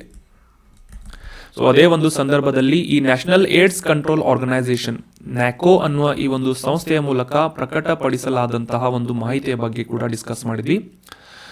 HIV ಪೀಡಿತರಾದಂತಹ ಅತಿ ಹೆಚ್ಚು ಜನಸಂಖ್ಯೆಯನ್ನು ಹೊಂದಿರುವಂತಹ ರಾಜ್ಯ ಯಾವುದು ಅಂತ ಗುರುತಿಸಬೇಕಾಗಿತ್ತು. ಆಪ್ಷನ್ಗಳಲ್ಲಿ ಮೇಘಾಲಯ, ಆಂಧ್ರ ಪ್ರದೇಶ್, ನಾಗಾಲ್ಯಾಂಡ್, ತ್ರಿಪುರಾ ಅಂತ ನೀಡಲಾಗಿದ್ದು, ಮುಖ್ಯವಾಗಿ ಈ ನಾರ್ತ್ ಈಸ್ಟರ್ನ್ ಸ್ಟೇಟ್ಸ್ಗಳಲ್ಲಿ ಹೆಚ್ಚಿನ HIV ಪೀಡಿತರ ಸಂಖ್ಯೆ ಇದೆ ಅಂತ ಕೂಡ ಅಂಡರ್ಸ್ಟ್ಯಾಂಡ್ ಮಾಡ್ಕೊಂಡಿದ್ವಿ. ಸೊ ಅವುಗಳಲ್ಲಿ ಅತಿ ಹೆಚ್ಚಿನ HIV ಪೀಡಿತ ಜನಸಂಖ್ಯೆ ಇರುವಂತಹ ರಾಜ್ಯ ಯಾವುದು ಅಂತಂದರೆ ನಾಗಾಲ್ಯಾಂಡ್ ಅಂತ ಕೂಡ ಅಂಡರ್ಸ್ಟ್ಯಾಂಡ್ ಮಾಡ್ಕೊಂಡಿದ್ವಿ. ಸೊ ಭಾರತ ಈ ಒಂದು ಪಟ್ಟಿಯಲ್ಲಿ 9ನೇ ಸ್ಥಾನದಲ್ಲಿದೆ ಅಂತ ಕೂಡ ಅವತ್ತು ಡಿಸ್ಕಸ್ ಮಾಡಿದ್ವಿ. ಸೊ ಇದನ್ನು ಕೂಡ ಕವರ್ ಮಾಡಲಾಗಿತ್ತು. ಮುಂದಿನ ಪ್ರಶ್ನೆ ಏನು ಅಂತಂದರೆ, ಚಂದ್ರಯಾನ್ 3 ಇದರ ಉಡಾವಣೆಯಾದಂತಹ ದಿನಾಂಕ ಯಾವುದು ಅಂತ ಗುರುತಿಸಬೇಕಾಗಿತ್ತು. ನಮಗೆಲ್ಲ ಗೊತ್ತಿರೋದು ಇನ್ಫಾರ್ಮೇಷನ್ ಏನು ಅಂತಂದರೆ, ಆಗಸ್ಟ್ 23ನೇ ತಾರೀಕಿನಂದು ಚಂದ್ರನ ಅಂಗಳದಲ್ಲಿ ಯಶಸ್ವಿಯಾಗಿ ನಮ್ಮ ಚಂದ್ರಯಾನ್ 3 ಇದರ ಲ್ಯಾಂಡರ್ ವಿಕ್ರಮ್ ಅನ್ನುವ ಲ್ಯಾಂಡರ್ ಯಶಸ್ವಿಯಾಗಿ ಸಾಫ್ಟ್ ಲ್ಯಾಂಡಿಂಗ್ ಅನ್ನು ಮಾಡಿತ್ತು ಅಂತ ಈ ಆಗಸ್ಟ್ 23 ನಮಗೆಲ್ಲ ನೆನಪಿರುತ್ತೆ. ಆದರೆ ಪ್ರಶ್ನೆ ಡಿಫ್ರೆಂಟ್ ಆಗಿ ಕೇಳಿದ್ದಾರೆ. ಅದೇನು ಅಂತಂದರೆ, ಜುಲೈ 14ರಂದು 2023 ಜುಲೈ 14ರಂದು ಈ ಚಂದ್ರಯಾನ್ 3 ಉಡಾವಣೆ ಮಾಡಲಾಗಿತ್ತು ಭಾರತದಿಂದ ಅಂತ, ಇಸ್ರೋದಿಂದ ಅಂತ ನಾವು ಅಂಡರ್ಸ್ಟ್ಯಾಂಡ್ ಮಾಡ್ಕೊಂಡಿದ್ವಿ ಮತ್ತು ಡಿಸ್ಕಷನನ್ನು ಕೂಡ ಮಾಡಿದ್ವಿ. ಸೊ ಸಾಕಷ್ಟು ಸ್ಟ್ರೇಂಜ್ ಆದಂತಹ ಈ ಒಂದು ಮಾಹಿತಿ. ಆದರೂ ಕೂಡ ಈ ಸುಮಾರು 40 ದಿನಗಳಲ್ಲಿ ಈ ಒಂದು ಚಂದ್ರನಿಂದ ಭೂಮಿಯಿಂದ ಉಡಾವಣೆಯಾದಂತಹ ಈ ಚಂದ್ರಯಾನ್ 3 ಲ್ಯಾಂಡಿಂಗನ್ನು ಆಗಸ್ಟ್ 23ನೇ ತಾರೀಕಿನಂದು ವಿಕ್ರಮ್ ಲ್ಯಾಂಡರ್ ಸಾಫ್ಟ್ ಲ್ಯಾಂಡಿಂಗ್ ಮಾಡಿತ್ತು ಅಂತ ನಾವು ಡಿಸ್ಕಸ್ ಮಾಡಿದ್ವಿ. ಸೊ ಅಂದಾಜು ಮಾಡ್ಬೋದಾಗಿತ್ತು ನೀವು. ಸೊ ಆಬ್ವಿಯಸ್ಲಿ ಇಲ್ಲಿ ಎಲಿಮಿನೇಷನ್ ಮೆಥಡನ್ನು ಕೂಡ ನೀವು ಫಾಲೋ ಮಾಡ್ಬೋದು. ಆಗಸ್ಟ್ 23 ಲ್ಯಾಂಡಿಂಗ್ ಆದಂತಹ ಒಂದು ದಿನ. ಸೊ ಇದು ಆಗೋಲ್ಲ, ಇದು ಕೂಡ ಆಗಸ್ಟ್ನಲ್ಲಿದೆ. ಸೊ ಅದೇ ರೀತಿಯಾಗಿ ಜುಲೈ 23 ಅಥವಾ 14ರಲ್ಲಿ ಯಾವುದಾದ್ರೂ ಒಂದನ್ನು ನೀವು ಗೆಸ್ ಮಾಡ್ಬೋದಾಗಿತ್ತು. ಸೊ ಸರಿಯಾದಂಥ ಆನ್ಸರ್ ಜುಲೈ 14. 2023ರಲ್ಲಿ ಇಸ್ರೇಲ್ ಮತ್ತು ಹಮಾಸ್ ನಡುವೆ ಈ ಘರ್ಷಣೆ ನಡೆದಂತಹ ಸಂದರ್ಭದಲ್ಲಿ ಈ ಪ್ರದೇಶದಲ್ಲಿದ್ದಂತಹ ಭಾರತೀಯರನ್ನು ರಕ್ಷಿಸಿ ಕರೆತರುವಂತಹ ಒಂದು ಕಾರ್ಯಾಚರಣೆ, ಇವ್ಯಾಕ್ಯುಯೇಷನ್ ಅಥವಾ ಒಂದು ರಕ್ಷಣೆ ಮಾಡುವಂತಹ ಕಾರ್ಯಾಚರಣೆಯನ್ನು ನಡೆಸಲಾಗಿತ್ತು ಭಾರತ ಸರ್ಕಾರದಿಂದ. ಸೊ ಅದರ ಆಪರೇಷನ್ ಹೆಸರೇ ಏನು ಅಂತ ಗುರುತಿಸಬೇಕಾಗಿದ್ದು. So operation Vijay, operation Ajay, operation Ganga ಅಥವಾ ಆಪರೇಷನ್ ಅಭಯ್ ಅಂತ ನೀಡಲಾಗಿತ್ತು. ಸೊ ಇದನ್ನ ಡೈರೆಕ್ಟ್ ಆಗಿ ನಾವು ಡಿಸ್ಕಷನ್ ಅನ್ನ ಮಾಡಿದ್ವಿ, ಒಂದು ರಿವಿಷನ್ ಪ್ರಶ್ನೆಯನ್ನ ಕೂಡ ಇದನ್ನ ಡಿಸ್ಕಸ್ ಮಾಡಿದ್ವಿ. ಆಪರೇಷನ್ ಅಜಯ್ ಅಂತ ಈ ಹಮಾಸ್ ಮತ್ತು ಇಸ್ರೇಲ್ ನಡುವೆ ನಡೀತಾ ಇರುವಂತಹ ಸಂಘರ್ಷದಲ್ಲಿ ಸಿಲುಕು ಹಾಕಿಕೊಂಡಿದ್ದಂತಹ ಭಾರತೀಯರನ್ನ ರಕ್ಷಿಸಿ ತಾಯ್ನಾಡಿಗೆ ಕರೆತರುವಂತಹ ಒಂದು ಕಾರ್ಯಾಚರಣೆ ಹೆಸರು ಆಪರೇಷನ್ ಅಜಯ್ ಅಂತ ಡಿಸ್ಕಸ್ ಮಾಡಿದ್ವಿ. So option B operation Ajay is right answer. 2023ನೇ ಇಸವಿಯಲ್ಲಿ ಭಾರತ ಯಶಸ್ವಿಯಾಗಿ ಈ G20 ಶೃಂಗಸಭೆಯನ್ನ ಆಯೋಜನೆ ಮಾಡುವುದರಲ್ಲಿ ಯಶಸ್ವಿಯಾಗಿತ್ತು ಅಂತ ನಾವು ಡಿಸ್ಕಸ್ ಮಾಡಿದ್ವಿ. G20 ಬಗ್ಗೆ ಸಾಕಷ್ಟು ಮಾಹಿತಿಗಳನ್ನ ಕೂಡ ಡಿಸ್ಕಸ್ ಮಾಡಿದ್ವಿ. ಸೊ ಅದರ ಮೇಲಿನ ಒಂದು ಪ್ರಶ್ನೆ, ಸಿಂಪಲ್ ಪ್ರಶ್ನೆಯನ್ನ ಕೇಳಲಾಗಿದೆ. ಈ ಕೆಳಗೆ ನೀಡಲಾಗಿರುವಂತಹ 4 ರಾಷ್ಟ್ರಗಳ ಪೈಕಿ G20 ಗುಂಪಿನ ಸದಸ್ಯ ರಾಷ್ಟ್ರ ಯಾವುದು ಅಂತ ಪ್ರಶ್ನೆಯನ್ನ ಕೇಳಲಾಗಿದೆ. ಸೊ ಈ G20 ಸದಸ್ಯ ರಾಷ್ಟ್ರಗಳು ಯಾವುವು ಅಂತ ನಿಮಗೆಲ್ಲ ಗೊತ್ತಿದ್ರೆ ಸಿಂಪಲ್ ಆಗಿ ಇದನ್ನ ನೀವು ಆನ್ಸರ್ ಮಾಡಬಹುದು. ಆದ್ರೂ ಕೂಡ ಎಲಿಮಿನೇಷನ್ ಮೆಥಡ್ ಅನ್ನ ಕೂಡ ನೀವು ಫಾಲೋ ಮಾಡಬಹುದು. ಯಾವ ರೀತಿ ಅಂತ ಈಗ ಅಂಡರ್ಸ್ಟ್ಯಾಂಡ್ ಮಾಡ್ಕೋಣ. ಇದರಲ್ಲಿ ಮುಖ್ಯವಾಗಿ ನೀವು ಗಮನಿಸಬೇಕಾದಂತಹ ಅಂಶ ಏನು ಅಂತಂದ್ರೆ, ಸಾಮಾನ್ಯವಾಗಿ ಈ ಸೌತ್ ಈಸ್ಟ್ ಏಷ್ಯಾ ಅಥವಾ ಆಗ್ನೇಯ ಏಷ್ಯಾ ರಾಷ್ಟ್ರಗಳು ಅಂತ ನಾವು ಕರಿತೇವೆ. ಇಂಡೋನೇಷ್ಯಾ ಆಗಿರ್ಬೋದು, ವಿಯೆಟ್ನಾಂ ಆಗಿರ್ಬೋದು, ಸಿಂಗಾಪುರ್ ಆಗಿರ್ಬೋದು, ಮಲೇಷ್ಯಾ ಆಗಿರ್ಬೋದು, ಸೊ ಕಾಂಬೋಡಿಯಾ ಆಗಿರ್ಬೋದು, ಇವುಗಳನ್ನ ಸೌತ್ ಈಸ್ಟ್ ಆಸಿಯಾನ್ ರಾಷ್ಟ್ರಗಳು ಅಂತ ಗುರುತಿಸ್ತೇವೆ, ಆಸಿಯಾನ್ ಅಂತ ಕರಿತೇವೆ. ಸೊ ಈ ಆಸಿಯಾನ್ ರಾಷ್ಟ್ರಗಳಲ್ಲಿ ಅಥವಾ ಆಗ್ನೇಯ ಏಷ್ಯಾದ ರಾಷ್ಟ್ರಗಳಲ್ಲಿ ಮುಖ್ಯವಾಗಿ ಈ ಒಂದು G20 ಸದಸ್ಯತ್ವವನ್ನು ಹೊಂದಿರುವಂತಹ ಒಂದೇ ರಾಷ್ಟ್ರ ಯಾವುದು ಅಂತಂದ್ರೆ ಇಂಡೋನೇಷ್ಯಾ. ಈ ರೀತಿಯಾಗಿ ನೀವು ಸೆಗ್ರಿಗೇಟ್ ಮಾಡ್ಕೋಬೇಕು. ಸೊ ಅದೇ ರೀತಿಯಾಗಿ ಗಲ್ಫ್ ಕಂಟ್ರೀಸ್ಗಳು, ಗಲ್ಫ್ ರಾಷ್ಟ್ರಗಳು ಅಂತ ನಾವು ಗುರುತಿಸ್ತೇವೆ. ಅವುಗಳಲ್ಲಿ ಈ G20 ಸದಸ್ಯತ್ವವನ್ನು ಹೊಂದಿರುವಂತಹ ಒಂದೇ ಒಂದು ರಾಷ್ಟ್ರ ಯಾವುದು ಅಂತಂದ್ರೆ ಸೌದಿ ಅರೇಬಿಯಾ. ಸೊ ಈ ರೀತಿಯಾಗಿ ನೀವು ಎಲಿಮಿನೇಷನ್ ಮೆಥಡ್ ಅನ್ನ ಕೂಡ ಫಾಲೋ ಮಾಡ್ಬೋದು. ಯಾವ ರೀತಿ ಅಂತ ಈಗ ಸಿಂಪಲ್ ಆಗಿ ಅಂಡರ್ಸ್ಟ್ಯಾಂಡ್ ಮಾಡ್ಕೋಣ. ಇಲ್ಲಿ 2ನೇ ಆಪ್ಷನ್ ನಲ್ಲಿ ಲಿಸ್ಟ್ ಅನ್ನ ನೋಡಬಹುದು. ಆಸ್ಟ್ರೇಲಿಯಾ, ಕೆನಡಾ, ಮಲೇಷಿಯಾ ಮತ್ತು ನ್ಯೂಜಿಲೆಂಡ್ ಅಂತ ನೀಡಲಾಗಿದೆ. ಸೊ ಮಲೇಷಿಯಾ ಈ ಸೌತ್ ಈಸ್ಟ್ ಏಷ್ಯನ್ ರಾಷ್ಟ್ರ ಆಗಿರುವುದರಿಂದ ಇದು ಈ G20 ಗುಂಪಿನ ಸದಸ್ಯ ರಾಷ್ಟ್ರ ಅಲ್ಲ. ಸೊ ಹೀಗಾಗಿ 2ನೇ ಒಂದು ಆಪ್ಷನ್ ಏನಾಗುತ್ತೆ, ಎಲಿಮಿನೇಟ್ ಆಗುತ್ತೆ. ಉಳಿದಂತೆ 3ನೇ ಆಪ್ಷನ್ ಅನ್ನ ನೋಡೋಣ. Brazil, Iran, Saudi Arabia, Vietnam ಅಂತ. ಸೊ ಆಗ್ಲೇ ತಿಳಿಸಿದ ಹಾಗೆ ಈ ಸೌತ್ ಈಸ್ಟ್ ಏಷ್ಯನ್ ನೇಷನ್ ಅಥವಾ ಆಸಿಯಾನ್ ಒಕ್ಕೂಟದಲ್ಲಿರುವಂತಹ ವಿಯೆಟ್ನಾಂ ಈ ಒಂದು ಲಿಸ್ಟ್ ನಲ್ಲಿ ಬರೋದಿಲ್ಲ, G20 ಗ್ರೂಪಿನ ಸದಸ್ಯತ್ವವನ್ನು ಹೊಂದಿಲ್ಲ. ಸೊ ಹೀಗಾಗಿ ಇದು ಕೂಡ ಎಲಿಮಿನೇಟ್ ಆಗುತ್ತೆ. ಉಳಿದಂತೆ ಇಂಡೋನೇಷ್ಯಾ G20 ಸದಸ್ಯತ್ವವನ್ನು ಹೊಂದಿದ್ರೂ ಕೂಡ ಸಿಂಗಾಪುರ್ ಈ ಆಸಿಯಾನ್ ರಾಷ್ಟ್ರಗಳ ಭಾಗವಾಗಿರುವುದರಿಂದ ಮತ್ತು ಈ G20 ಗುಂಪಿನ ಸದಸ್ಯತ್ವವನ್ನು ಹೊಂದಿಲ್ಲದೆ ಇರುವುದರಿಂದ ಇದು ಕೂಡ ಎಲಿಮಿನೇಟ್ ಆಗುತ್ತೆ. ಸೊ ಹೀಗಾಗಿ ಸಿಂಪಲ್ ಆಗಿ ಎಲಿಮಿನೇಷನ್ ಮೆಥಡ್ನ ಮೂಲಕ ಕೂಡ ನೀವು ಈ G20 ಗುಂಪಿನ ಸದಸ್ಯ ರಾಷ್ಟ್ರಗಳು ಯಾವುವು ಅಂತ ಗೊತ್ತಿಲ್ಲದೆ ಹೋದ್ರೂ ಕೂಡ ಯಾವುವು ಅಲ್ಲ ಅಂತ ಗುರುತಿಸಿಕೊಂಡು ಇದನ್ನ ಸಿಂಪಲ್ ಆಗಿ ನೀವು ಅಂಡರ್ಸ್ಟ್ಯಾಂಡ್ ಮಾಡ್ಕೋಬಹುದು ಮತ್ತು ಆನ್ಸರ್ ಮಾಡಬಹುದಾಗಿತ್ತು. ಆಪ್ಷನ್ ಎ ಅರ್ಜೆಂಟೀನಾ, ಮೆಕ್ಸಿಕೋ, ದಕ್ಷಿಣ ಆಫ್ರಿಕಾ ಮತ್ತು ಟರ್ಕಿ ಅನ್ನೋದು ಸರಿಯಾದಂತಹ ಆನ್ಸರ್ ಆಗಿದೆ. Argentina, Mexico, Japan, Turkey, so South Korea. So ಈ ಎಲ್ಲ ರಾಷ್ಟ್ರಗಳು ಕೂಡ G20 ಸದಸ್ಯ ರಾಷ್ಟ್ರಗಳಾಗಿವೆ ಅನ್ನೋದು ಇಂಪಾರ್ಟೆಂಟ್ ಆದಂತಹ ಮಾಹಿತಿ. 19 ರಾಷ್ಟ್ರಗಳು ಪ್ಲಸ್ ಯುರೋಪಿಯನ್ ಒಕ್ಕೂಟ ಇವುಗಳನ್ನು ಒಳಗೊಂಡಂತೆ ಒಟ್ಟು 20 ರಾಷ್ಟ್ರಗಳ ಒಕ್ಕೂಟವನ್ನ ಈ G20 ಸದಸ್ಯ ರಾಷ್ಟ್ರಗಳು ಅಂತ ಗುರುತಿಸಲಾಗುತ್ತೆ. ಅದೇ ರೀತಿಯಾಗಿ 2023ರ ಈ ಒಂದು ಭಾರತದಲ್ಲಿ ನಡೆದಂತಹ G20 ಶೃಂಗಸಭೆಯ ಸಂದರ್ಭದಲ್ಲಿ ಆಫ್ರಿಕನ್ ಯೂನಿಯನ್ ಅನ್ನ ಕೂಡ ಭಾರತ ಅತಿಥಿಯಾಗಿ ಆಹ್ವಾನಿಸಿತ್ತು ಅನ್ನೋದು ಕೂಡ ಇಂಪಾರ್ಟೆಂಟ್ ಆದಂತಹ ಮಾಹಿತಿ ಆಗುತ್ತೆ. ಯುರೋಪಿಯನ್ ಯೂನಿಯನ್ ಯಾವ ರೀತಿಯಾಗಿ ಐರೋಪ್ಯ ರಾಷ್ಟ್ರಗಳ ಒಂದು ಒಕ್ಕೂಟ ಅಂತ ಗುರುತಿಸ್ತೇವೆ, ಅದೇ ರೀತಿಯಾಗಿ ಈ ಆಫ್ರಿಕಾ ರಾಷ್ಟ್ರಗಳ ಒಕ್ಕೂಟವನ್ನಾಗಿ ಆಫ್ರಿಕನ್ ಯೂನಿಯನ್ ಅನ್ನುವ ಈ ಒಂದು ಒಕ್ಕೂಟವನ್ನ, ಆ ಒಂದು ಸಂಸ್ಥೆಯನ್ನ ಕೂಡ ಆಹ್ವಾನ ಮಾಡಲಾಗಿತ್ತು ಭಾರತದಲ್ಲಿ, ವಿಶೇಷವಾಗಿ ಈ G20 ಶೃಂಗಸಭೆಯ ಸಂದರ್ಭದಲ್ಲಿ ಅಂತ ಕೂಡ ನಾವು ಡಿಸ್ಕಸ್ ಮಾಡಿದ್ವಿ. ಸೊ ಆಪ್ಷನ್ಗಳಲ್ಲಿ ನೀವು ಎಲಿಮಿನೇಷನ್ ಮೆಥಡ್ ಅನ್ನ ಫಾಲೋ ಮಾಡಿ ಕೂಡ ಆನ್ಸರ್ ಮಾಡಬಹುದಾಗಿತ್ತು. ಮುಂದಿನ ಪ್ರಶ್ನೆ ಏನು ಅಂತಂದ್ರೆ, ಇದನ್ನ ಡೈರೆಕ್ಟ್ ಕ್ವಶನ್ ಇದೆ. ಹುಲಿ ದಿವಸವನ್ನ, ಟೈಗರ್ ಡೇ ಅನ್ನ, ಅಂತಾರಾಷ್ಟ್ರೀಯ ಹುಲಿ ದಿವಸವನ್ನ ಎಂದು ಆಚರಿಸಲಾಗುತ್ತೆ ಅಂತ ಪ್ರಶ್ನೆಯನ್ನ ಕೇಳಲಾಗಿತ್ತು. ಜುಲೈನಲ್ಲಿ ನಾವು ಡಿಸ್ಕಸ್ ಮಾಡಿದ್ವಿ. ಜುಲೈ 29ನೇ ತಾರೀಕಿನಂದು ಅಂತಾರಾಷ್ಟ್ರೀಯ ಹುಲಿ ದಿವಸವನ್ನ ಆಚರಿಸಲಾಗುತ್ತೆ ಅಂತ. ಹುಲಿಗಳ ಸಂರಕ್ಷಣೆಯ ಮುಖ್ಯ ಉದ್ದೇಶವನ್ನ ಇಟ್ಕೊಂಡು, ಜಾಗೃತಿಯನ್ನ ಮೂಡಿಸುವಂತಹ ಒಂದು ಪರ್ಪಸ್ ಅನ್ನ ಇಟ್ಕೊಂಡು ಈ ಅಂತಾರಾಷ್ಟ್ರೀಯ ಇಂಟರ್ನ್ಯಾಷನಲ್ ಟೈಗರ್ ಡೇ ಅನ್ನಾಗಿ ಆಚರಿಸಲಾಗುತ್ತೆ ಜುಲೈ 29ರಂದು ಅಂತ ನಾವು ಡಿಸ್ಕಸ್ ಮಾಡಿದ್ವಿ. ಸೊ ಈ ರೀತಿಯಾಗಿ ಸುಮಾರು 17 ಕ್ವಶನ್ಗಳನ್ನು ನಾವು ಆಲ್ರೆಡಿ ರೆಗ್ಯುಲರ್ ಡಿಸ್ಕಷನ್ನಲ್ಲಿ ಕವರ್ ಮಾಡಿದ್ದೇವೆ. ಸೊ ರೆಗ್ಯುಲರ್ ಆಗಿ ಈ ಒಂದು ಡಿಸ್ಕಷನನ್ನು ಫಾಲೋ ಮಾಡ್ತಾ ಇರಿ. ನಿಮ್ಮ ಯಾವುದೇ ಡೌಟ್ಸ್ಗಳಿದ್ರೆ ಕಮೆಂಟ್ ಬಾಕ್ಸ್ನಲ್ಲಿ ಕಮೆಂಟ್ ಮಾಡ್ತಾ ಇರಿ. ಇನ್ನು ಇವತ್ತಿನ ಡಿಸ್ಕಷನನ್ನು ನೋಡೋಣ. ಕಳೆದ ಸೆಷನ್ನಲ್ಲಿ ಕೇಳಲಾದಂತಹ ಪ್ರಶ್ನೆಯ ಸರಿಯಾದ ಉತ್ತರ ಏನು ಅಂತ ಮೊದಲು ತಿಳಿದುಕೊಳ್ಳೋದಾದರೆ, ವಿಶ್ವ ಪ್ರಸಿದ್ಧ ಕೋನಾರ್ಕ್ ಸೂರ್ಯ ದೇವಾಲಯವನ್ನು ಈ ಕೆಳಗಿನ ಯಾವ ವಾಸ್ತುಶಿಲ್ಪ ಶೈಲಿಯಲ್ಲಿ ನಿರ್ಮಾಣ ಮಾಡಲಾಗಿತ್ತು ಅಂತ ಪ್ರಶ್ನೆಯನ್ನು ಕೇಳಲಾಗಿದೆ. ಆಪ್ಷನ್ಗಳಲ್ಲಿ ನಾಗರ ಶೈಲಿ, ವೇಸರ ಶೈಲಿ, ಕಳಿಂಗ ಶೈಲಿ ಅಥವಾ ಕಾಕತೀಯ ಶೈಲಿ ಅಂತ ನೀಡಲಾಗಿದ್ದು ಸರಿಯಾದ ಉತ್ತರ ಏನು ಅಂತಂದರೆ ಆಪ್ಷನ್ 3. ಈ ಒಡಿಶಾದ ಕಳಿಂಗ ಶೈಲಿಯಲ್ಲಿ ಈ ಕೋನಾರ್ಕ್ ಸೂರ್ಯ ದೇವಾಲಯವನ್ನು ನಿರ್ಮಾಣ ಮಾಡಲಾಗಿದೆ ಅಂತ ನಾವು ಅಂಡರ್ಸ್ಟ್ಯಾಂಡ್ ಮಾಡ್ಕೊಂಡಿದ್ವಿ. ಇದರ ಬಗ್ಗೆ ಸಾಕಷ್ಟು ಡೀಟೇಲ್ ಆಗಿ ಕೂಡ ಡಿಸ್ಕಷನ್ ಮಾಡಿದ್ವಿ.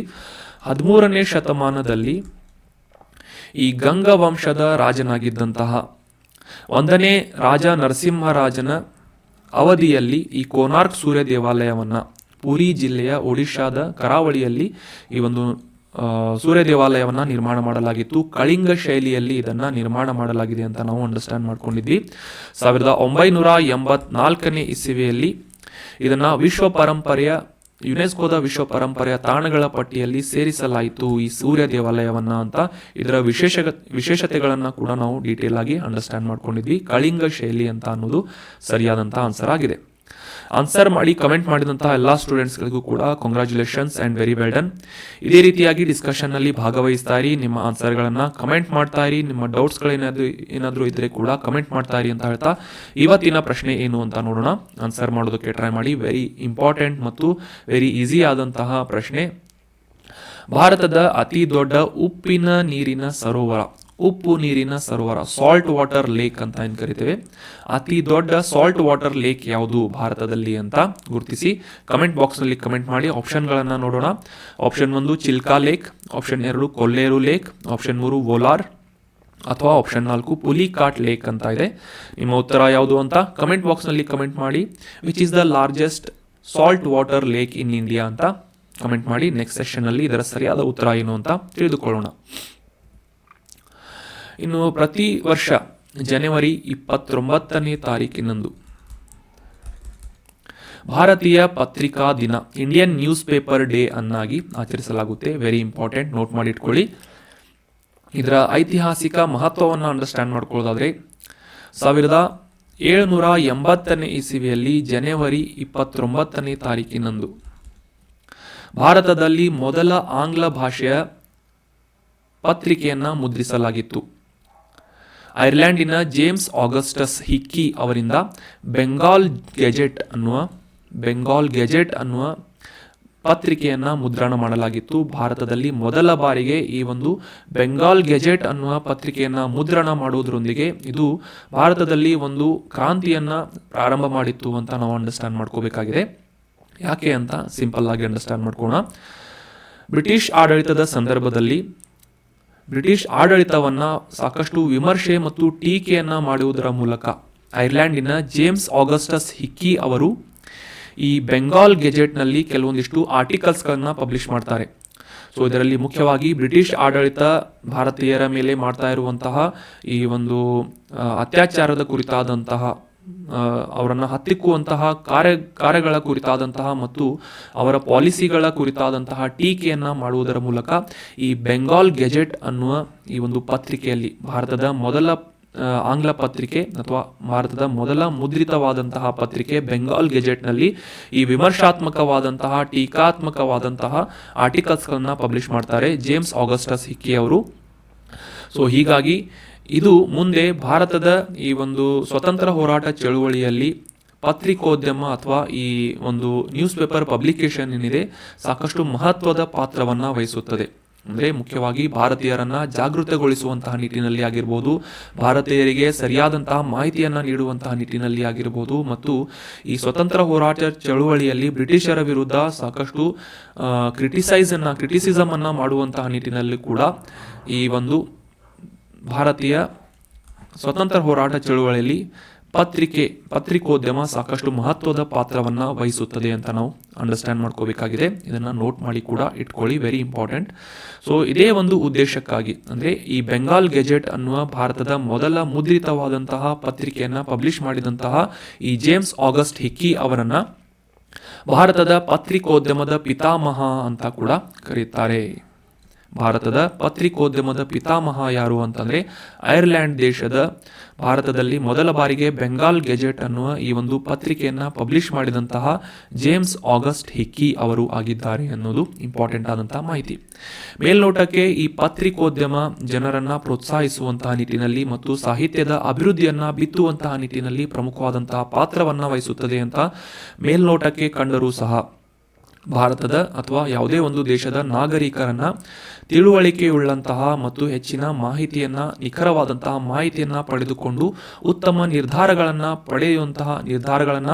ಮಾಡುವಂತಹ ನಿಟ್ಟಿನಲ್ಲಿ ಸಹಾಯ ಮಾಡುವಂತಹ ಒಂದು ಮಾಧ್ಯಮವಾಗಿ ಈ ಪತ್ರಿಕಾ ಮಾಧ್ಯಮ ಸಾಕಷ್ಟು ಸಹಕಾರಿಯಾಗಿ ಕಾರ್ಯವನ್ನು ನಿರ್ವಹಿಸುವಂತಹ ನಿಟ್ಟಿನಲ್ಲಿ ಕೆಲಸ ಮಾಡ್ತಾ ಇದೆ ಅಂತ ನಾವು ಅಂಡರ್ಸ್ಟ್ಯಾಂಡ್ ಮಾಡ್ಕೋಬೇಕು. ಇದೇ ಒಂದು ಉದ್ದೇಶದಿಂದ, ಇದೇ ಒಂದು ಐತಿಹಾಸಿಕ ಹಿನ್ನೆಲೆಯನ್ನು ಇಟ್ಕೊಂಡು ಜನವರಿ 29ನೇ ತಾರೀಕಿನಂದು ಇಂಡಿಯನ್ ನ್ಯೂಸ್ ಪೇಪರ್ ಡೇ ಅಥವಾ ಭಾರತೀಯ ಪತ್ರಿಕಾ ದಿನಾಚರಣೆಯನ್ನು ಆಚರಿಸಲಾಗುತ್ತೆ ಅನ್ನೋದು ಇಂಪಾರ್ಟೆಂಟ್ ಆದಂತಹ ಮಾಹಿತಿ.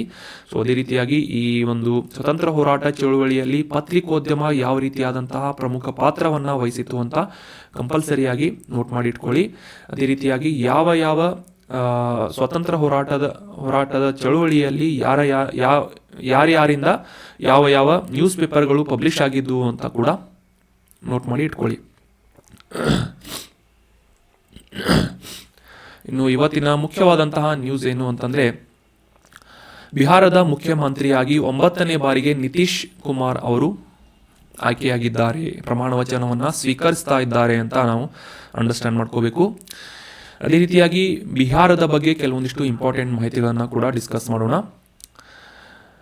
RJD ಜೊತೆ ಮೈತ್ರಿಯನ್ನು ಮುರಿದುಕೊಂಡು ಬಿಜೆಪಿ ನೇತೃತ್ವದ NDA ಒಂದಿಗೆ ಮೈತ್ರಿಯನ್ನು ಮಾಡಿಕೊಳ್ಳುವುದರ ಮೂಲಕ ವರಿಷ್ಠ ನಿತೀಶ್ ಕುಮಾರ್ ಅವರು ಬಿಹಾರದ 9ನೇ ಬಾರಿಗೆ ಬಿಹಾರದ ಮುಖ್ಯಮಂತ್ರಿಯಾಗಿ ಕಾರ್ಯವನ್ನು ನಿರ್ವಹಿಸ್ತಾ ಇದ್ದಾರೆ ಅಥವಾ ಪದಗ್ರಹಣವನ್ನು ಮಾಡ್ತಾ ಇದ್ದಾರೆ ಅನ್ನೋದು ಇಂಪಾರ್ಟೆಂಟ್ ಆದಂತಹ ಮಾಹಿತಿ. ಅದೇ ರೀತಿಯಾಗಿ ಬಿಜೆಪಿಯ ಈ ಸಮರ್ಥ್ ಚೌಧರಿ ಮತ್ತು ಈ ಒಂದು ಮಾಜಿ ಸ್ಪೀಕರ್ ಆಗಿದ್ದಂತಹ ವಿಜಯ್ ಕುಮಾರ್ ಸಿನ್ಹಾ ಅವರನ್ನು ಕೂಡ ಉಪಮುಖ್ಯಮಂತ್ರಿಗಳನ್ನಾಗಿ ಆಯ್ಕೆ ಮಾಡಲಾಗಿದೆ ಅನ್ನೋದು ಕೂಡ ಇಂಪಾರ್ಟೆಂಟ್ ಆದಂತಹ ಮಾಹಿತಿ. ಸೊ ಮೊದಲ ಬಾರಿಗೆ ನಿತೀಶ್ ಕುಮಾರ್ ಅವರು 2000ನೇ ಇಸ್ವಿಯಲ್ಲಿ CM ಆಗಿ ಪ್ರಮಾಣ ವಚನವನ್ನು ಸ್ವೀಕರಿಸಿದ್ರು. 2024ರಲ್ಲಿ ಬಿಜೆಪಿ ಜೊತೆ ಹೊಸ ಸರ್ಕಾರ ರಚನೆಗೆ ಮುಂದಾಗಿದ್ದಾರೆ ಅಂತ ಅನ್ನೋದು ಇಂಪಾರ್ಟೆಂಟ್ ಆದಂತಹ ಮಾಹಿತಿ. ನಿತೀಶ್ ಕುಮಾರ್ 9ನೇ ಬಾರಿಗೆ ಈ ಬಿಹಾರದ ಮುಖ್ಯಮಂತ್ರಿಯಾಗಿ ಆಯ್ಕೆಯಾಗಿದ್ದಾರೆ.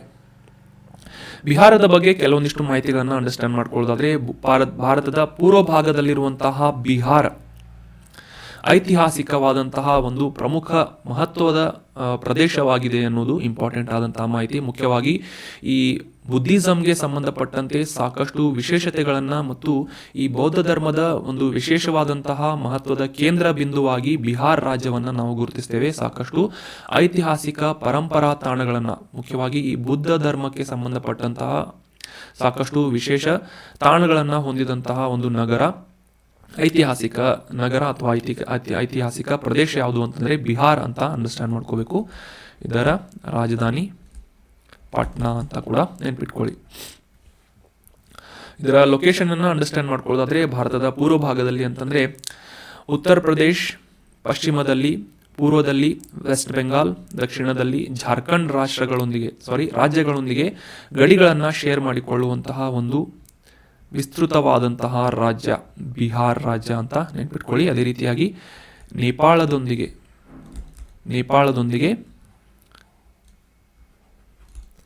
ತನ್ನ ಅಂತಾರಾಷ್ಟ್ರೀಯ ಗಡಿಯನ್ನು ಕೂಡ ಬಿಹಾರ್ ರಾಜ್ಯ ಶೇರ್ ಮಾಡುತ್ತದೆ ಅಂತ ಕೂಡ ಅಂಡರ್ಸ್ಟ್ಯಾಂಡ್ ಮಾಡ್ಕೊಳ್ಳಿ. ಸೊ ಸುಮಾರು ಇತ್ತೀಚೆಗೆ ಈ ಒಂದು ಜಾತಿ ಗಣತಿಯನ್ನು ನಡೆಸಲಾಗಿತ್ತು ಬಿಹಾರದಲ್ಲಿ. 2023ರ ಕಾಸ್ಟ್ ಸೆನ್ಸಸ್ ಅನ್ನು ನಡೆಸಲಾಗಿತ್ತು. ಸೊ ಇದರಿಂದ ತಿಳಿದು ಬಂದಂತಹ ಮಾಹಿತಿಯ ಪ್ರಕಾರ ಸುಮಾರು 13.07 ಕೋಟಿಗಳಷ್ಟು ಜನಸಂಖ್ಯೆಯನ್ನು ಬಿಹಾರ್ ರಾಜ್ಯ ಹೊಂದಿದೆ. ಇದರಲ್ಲಿ ಮುಖ್ಯವಾಗಿ ಕಾಸ್ಟ್ ಬೇಸ್ಡ್ ಸೆನ್ಸಸ್ ಅನ್ನು ಕಂಡಕ್ಟ್ ಮಾಡಿದ್ದರಿಂದ ಸುಮಾರು 63% ಹಿಂದುಳಿದ ವರ್ಗದ ಜನಸಂಖ್ಯೆಯನ್ನು ಹೊಂದಿರುವಂತಹ majority of the people are backward people ಅಥವಾ ಬ್ಯಾಕ್ವರ್ಡ್ ಕ್ಲಾಸಸ್ ಪೀಪಲ್ ಅಂತ ನಾವು ಇಲ್ಲಿ ಗುರುತಿಸಬೇಕಾದಂತಹ ಮಾಹಿತಿಯಾಗಿದೆ. ಸೊ ಇದರಲ್ಲಿ ಅತಿಯಾಗಿ ಹಿಂದುಳಿದಂತಹ ವರ್ಗಕ್ಕೆ ಸೇರಿದಂತಹ ಸುಮಾರು 36.01% ಜನ ಮತ್ತು ಉಳಿದಂತೆ ಅದರ್ ಬ್ಯಾಕ್ವರ್ಡ್ ಕ್ಲಾಸಸ್ OBC ಅಂತ ಏನು ಕರಿತೇವೆ, ಹಿಂದುಳಿದ ವರ್ಗದ ಜನಸಂಖ್ಯೆ ಸುಮಾರು 27.12% ಇದೆ. ಒಟ್ಟು 63%ಗೂ ಹೆಚ್ಚಿನ ಪಾಪ್ಯುಲೇಷನ್ ಅನ್ನ ಈ ಹಿಂದುಳಿದ ವರ್ಗದ ಜನಸಂಖ್ಯೆ ಬಿಹಾರದಲ್ಲಿ ಹೊಂದಿದೆ ಅಂತ ನಾವು ಅಂಡರ್ಸ್ಟ್ಯಾಂಡ್ ಮಾಡ್ಕೋಬೇಕು. ಉಳಿದಂತೆ SC 19.65%, ಶೆಡ್ಯೂಲ್ಡ್ ಟ್ರೈಬ್ಸ್ 1.68%, ಅದಕ್ಕಿಂತ ಕಮ್ಮಿ ಅಂತ 1%ಗಿಂತ ಕಮ್ಮಿ ಅಂದರೆ ಬುದ್ಧಿಸ್ಟ್, ಕ್ರಿಶ್ಚಿಯನ್, ಸಿಖ್ಸ್ ಆ್ಯಂಡ್ ಜೈನ್ಸ್ ಅಂತ. ಟೋಟಲ್ ಪಾಪ್ಯುಲೇಷನ್ 13.07 ಕೋಟಿ ಜನಸಂಖ್ಯೆಯನ್ನು ಬಿಹಾರ್ ರಾಜ್ಯ ಹೊಂದಿದೆ. ಇಷ್ಟೊಂದು ಪಾಪ್ಯುಲೇಷನ್ ಅನ್ನು ಹೊಂದಿದ್ರೂ ಕೂಡ ಈ ಒಂದು ಆರ್ಥಿಕವಾಗಿ ಸಾಕಷ್ಟು ಹಿಂದುಳಿದಂತಹ ರಾಜ್ಯಗಳ ಪಟ್ಟಿಯಲ್ಲಿ ಬಿಹಾರ್ ಸೇರ್ಪಡೆಗೊಳ್ಳುತ್ತದೆ. ಇದರ GDP ಕಾಂಟ್ರಿಬ್ಯೂಷನ್ ಕೂಡ ಲೋ ಆಗಿದೆ ಅಂತ ಅಂಡರ್ಸ್ಟ್ಯಾಂಡ್ ಮಾಡ್ಕೋಬೇಕು. ಮುಖ್ಯವಾಗಿ ಆ ಒಂದು ಬಿಹಾರ್ ರಾಜ್ಯದಲ್ಲಿರುವಂತಹ ಕರಪ್ಷನ್ ಆಗಿರಬಹುದು ಅಥವಾ ಅಲ್ಲಿನ ಈ ಒಂದು ಸಾಕ್ಷರತೆಯ ಕಡಿಮೆ ಪ್ರಮಾಣ ಆಗಿರಬಹುದು. ಸೊ ಈ ರೀತಿಯಾದಂತಹ ಕೆಲವೊಂದಿಷ್ಟು ಬೇಸಿಕ್ ಸ್ಟ್ರಕ್ಚರಲ್ ಇಶ್ಯೂಗಳಿಂದಾಗಿ ಈ ಬಿಹಾರ ರಾಜ್ಯದ GDP ಸಾಕಷ್ಟು ಹಿಂದೆ ಬಿದ್ದಿದೆ ಅಂತ ನಾವು ಅಂಡರ್ಸ್ಟ್ಯಾಂಡ್ ಮಾಡ್ಕೋಬೇಕು. ಆರ್ಥಿಕವಾಗಿ ಅಷ್ಟೊಂದು ಉತ್ಪಾದನೆಯನ್ನು ಮಾಡಲಾಗ್ತಾ ಇಲ್ಲ ಈ ಒಂದು ಪ್ರದೇಶದಲ್ಲಿ ಅಂತ ನಾವು ಅಂಡರ್ಸ್ಟ್ಯಾಂಡ್ ಮಾಡ್ಕೋಬೇಕು. ಸೊ ಓವರಾಲ್ ಆಗಿ ಸುಮಾರು ಭಾರತದ ಈ $3.5 ಟ್ರಿಲಿಯನ್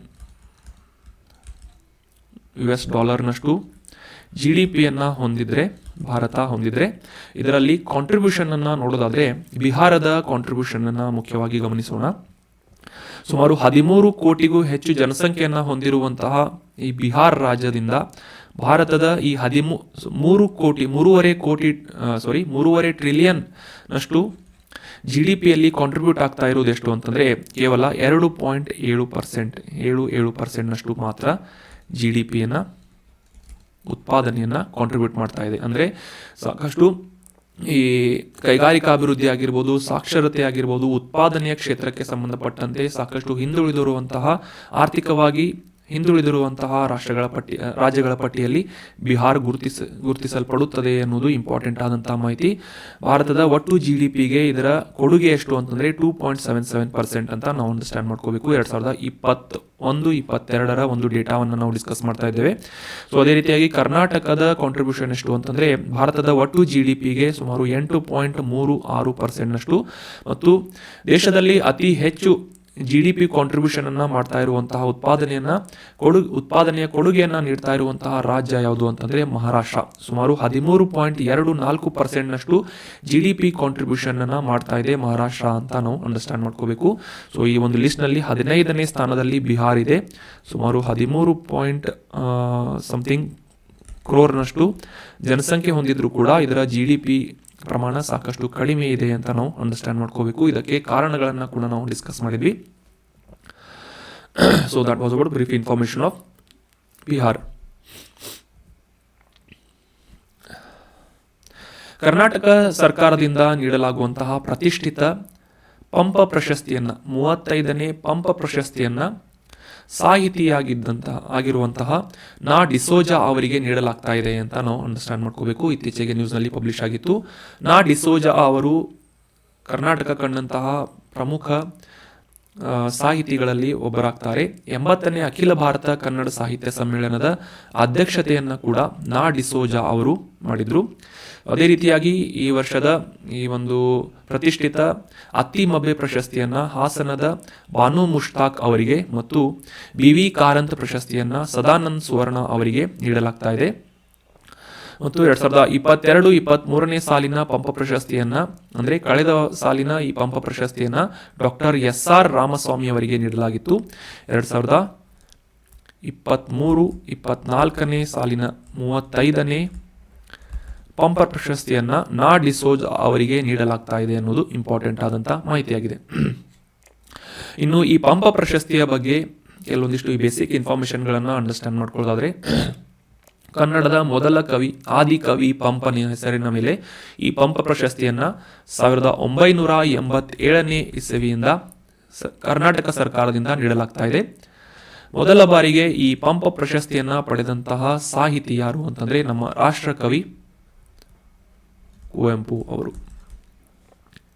ಕರ್ನಾಟಕದ ಮೊದಲ ಪಂಪ ಪ್ರಶಸ್ತಿಯನ್ನು ಪಡೆದಂತಹ ಸಾಹಿತಿ 1987 ಸಾಲಿನ ಮೊದಲ ಪ್ರಶಸ್ತಿಯನ್ನು ಪಡೆದಂತಹ ಪಂಪ ಪ್ರಶಸ್ತಿಯನ್ನು ಪಡೆದಂತಹ ಸಾಹಿತಿ ಕುವೆಂಪು ಅವರು ಅಂತ ನೋಟ್ ಮಾಡಿಟ್ಕೊಳ್ಳಿ.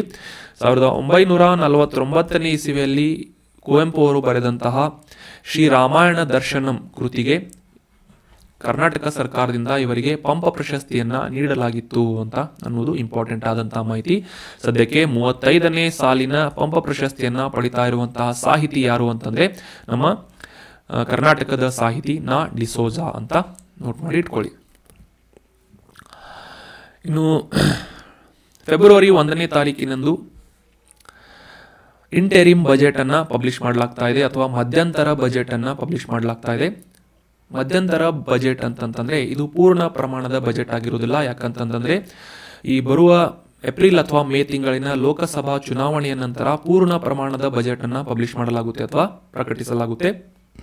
ಅಲ್ಲಿಯವರೆಗೂ ರೆಗ್ಯುಲರ್ ಆಗಿ ನಡೆಸಲಾಗುವಂತಹ ಫೆಬ್ರವರಿ 1ನೇ ತಾರೀಕಿನಂದು ಈ ಇಂಟೆರಿಮ್ ಬಜೆಟನ್ನು ಅಥವಾ ಮಧ್ಯಂತರ ಬಜೆಟನ್ನು ನಿರ್ಮಲಾ ಸೀತಾರಾಮನ್ ಅವರಿಗೆ, ಕೇಂದ್ರ ಹಣಕಾಸು ಸಚಿವರಾದಂತಹ ನಿರ್ಮಲಾ ಸೀತಾರಾಮ್ ಅವರಿಂದ 6ನೇ ಬಾರಿಗೆ ಈ ಒಂದು ಬಜೆಟನ್ನು ಪ್ರಕಟಿಸಲಾಗ್ತಾ ಇದೆ ಅಂತ ಅನ್ನೋದು ಇಂಪಾರ್ಟೆಂಟ್ ಆದಂತಹ ಮಾಹಿತಿ. ಸೊ ಈ ರೀತಿಯಾದಂತಹ ಸಾಧನೆ ಮಾಡಿದಂತಹ 2ನೇ ವ್ಯಕ್ತಿ ಯಾರು ಅಂತಂದರೆ ನಮ್ಮ ಈ ಕೇಂದ್ರ ಹಣಕಾಸು ಸಚಿವರಾಗಿರುವಂತಹ ನಿರ್ಮಲಾ ಸೀತಾರಾಮನ್ ಅವರು. ಮೊದಲೇ ಈ ಒಂದು ಸಾಧನೆಯನ್ನು ಮಾಡಿದಂತಹ ಅಂದರೆ 6 ಬಾರಿ ಕೇಂದ್ರ ಬಜೆಟನ್ನು ಮಂಡಿಸಿದಂತಹ ವ್ಯಕ್ತಿ ಯಾರು ಅಥವಾ ನಾಯಕ ಯಾರು ಅಂತಂದರೆ ನಮ್ಮ ಭಾರತದ ಮಾಜಿ ಪ್ರಧಾನಿಯಾಗಿದ್ದಂತಹ ದಿವಂಗತ ಮೊರಾರ್ಜಿ ದೇಸಾಯಿ ಅವರು 6 ಬಾರಿ ಈ ಒಂದು ಕೇಂದ್ರ ಬಜೆಟನ್ನು ಪ್ರಕಟಿಸಿದ್ರು ಅಥವಾ ಮಂಡನೆ ಮಾಡಿದ್ರು. ಸೊ ಸದ್ಯಕ್ಕೆ ಈ ಒಂದು ಸಾಧನೆಯನ್ನು ಸರಿಗಟ್ತಾ ಇರುವಂತಹ ನಾಯಕರು ಯಾರು ಅಂತಂದರೆ ನಮ್ಮ ಕೇಂದ್ರ ಹಣಕಾಸು ಸಚಿವರಾಗಿರುವಂತಹ ನಿರ್ಮಲಾ ಸೀತಾರಾಮನ್ ಅವರು 6ನೇ ಬಾರಿಗೆ ಈ ಒಂದು ಕೇಂದ್ರ ಬಜೆಟನ್ನು ಪ್ರಕಟಿಸಲಿದ್ದಾರೆ. ಹಿಂದೆ ಅಂದರೆ 1959ರಿಂದ 64ರವರೆಗೆ ಹಣಕಾಸು ಸಚಿವರಾಗಿದ್ದಂತಹ ಮೊರಾರ್ಜಿ ದೇಸಾಯಿ ಅವರು ಈ ಒಂದು ಸಾಧನೆಯನ್ನು ಮಾಡಿದರು. ಈಗ ಸದ್ಯಕ್ಕೆ 6ನೇ ಬಾರಿಗೆ ಕೇಂದ್ರ ಬಜೆಟನ್ನು ಪ್ರಕಟಿಸ್ತಾ ಇದ್ದಾರೆ ನಿರ್ಮಲಾ ಸೀತಾರಾಮನ್ ಅವರು. ಅದೇ ರೀತಿಯಾಗಿ 5 ಬಾರಿ ಈ ಒಂದು ಕೇಂದ್ರ ಬಜೆಟನ್ನು ಪ್ರಕಟಿಸಿದಂತಹ ಮಂಡನೆ ಮಾಡಿದಂತಹ ಇತರ ನಾಯಕರು ಯಾರು ಅಂತಂದರೆ ಮಾಜಿ ಪ್ರಧಾನಿಯಾಗಿದ್ದಂತಹ ಮನಮೋಹನ್ ಸಿಂಗ್ ಅವರು, ಅರುಣ್ ಜೇಟ್ಲಿ ಅವರು, ಪಿ ಚಿದಂಬರಂ ಅವರು, ಯಶವಂತ್ ಸಿನ್ಹಾ ಅವರು ತಲಾ 5 ಬಾರಿ ಈ ಕೇಂದ್ರ ಬಜೆಟನ್ನು ಪಬ್ಲಿಷ್ ಮಾಡಿದಂತಹ ಮಂಡಿಸಿದಂತಹ ವ್ಯಕ್ತಿಯಾಗಿ ಈ ಒಂದು ಸಾಧಕರ ಪಟ್ಟಿಗೆ ಗುರುತಿಸಿಕೊಳ್ತಾ ಇದ್ದಾರೆ. ಸೊ ಅದೇ ರೀತಿಯಾಗಿ 2024-25ರ ಈ ಒಂದು ಬಜೆಟ್ ಮಧ್ಯಂತರ ಬಜೆಟ್ ಆಗಿದ್ದು ಅಷ್ಟೊಂದು ಯಾವುದೇ ರೀತಿಯಾದಂತಹ ಹೊಸ ಪ್ರೋಗ್ರಾಮ್ಗಳನ್ನು ಅಥವಾ ಯೋಜನೆಗಳನ್ನು ಇದರಲ್ಲಿ ನಾವು ಕಾಣಲು ಅಷ್ಟೊಂದು ಎಕ್ಸ್ಪೆಕ್ಟೇಷನ್ನ ಇಡೋದು ಸೂಕ್ತ ಅಲ್ಲ. ಇದಾದ ನಂತರ ಅಂದರೆ ಈ ಏಪ್ರಿಲ್ ಮತ್ತು ಮೇ ತಿಂಗಳ ನಂತರ ನೂತನವಾದಂತಹ ಸರ್ಕಾರ ರೂಪುಗೊಂಡ ನಂತರ ಪೂರ್ಣ ಪ್ರಮಾಣದ ಬಜೆಟನ್ನು ಪಬ್ಲಿಷ್ ಮಾಡಲಾಗುವುದು ಅಂತ ಕೂಡ ನಾವು ಅಂಡರ್ಸ್ಟ್ಯಾಂಡ್ ಮಾಡ್ಕೋಬೇಕಾಗಿದೆ. ಸೊ ಫೆಬ್ರವರಿ 1ನೇ ತಾರೀಕಿನಂದು ಬಜೆಟ್ ಮಂಡನೆ ಆದ ನಂತರ ಇದರಲ್ಲಿ ನೀಡಲಾದಂತಹ ಕೆಲವೊಂದಿಷ್ಟು ಇಂಪಾರ್ಟೆಂಟ್ ಮಾಹಿತಿಗಳನ್ನು ನಾವು ಈ ಒಂದು ಆರ್ಟಿಕಲ್ನಲ್ಲಿ ಡಿಸ್ಕಸ್ ಮಾಡೋಣ. ಅದೇ ರೀತಿಯಾಗಿ ಪ್ರತಿಷ್ಠಿತ ಪದ್ಮ ಪ್ರಶಸ್ತಿಯನ್ನು ಕೂಡ ಘೋಷಣೆ ಮಾಡಲಾಗಿತ್ತು, ಇತ್ತೀಚೆಗೆ ನೀಡಲಾಗಿದೆ.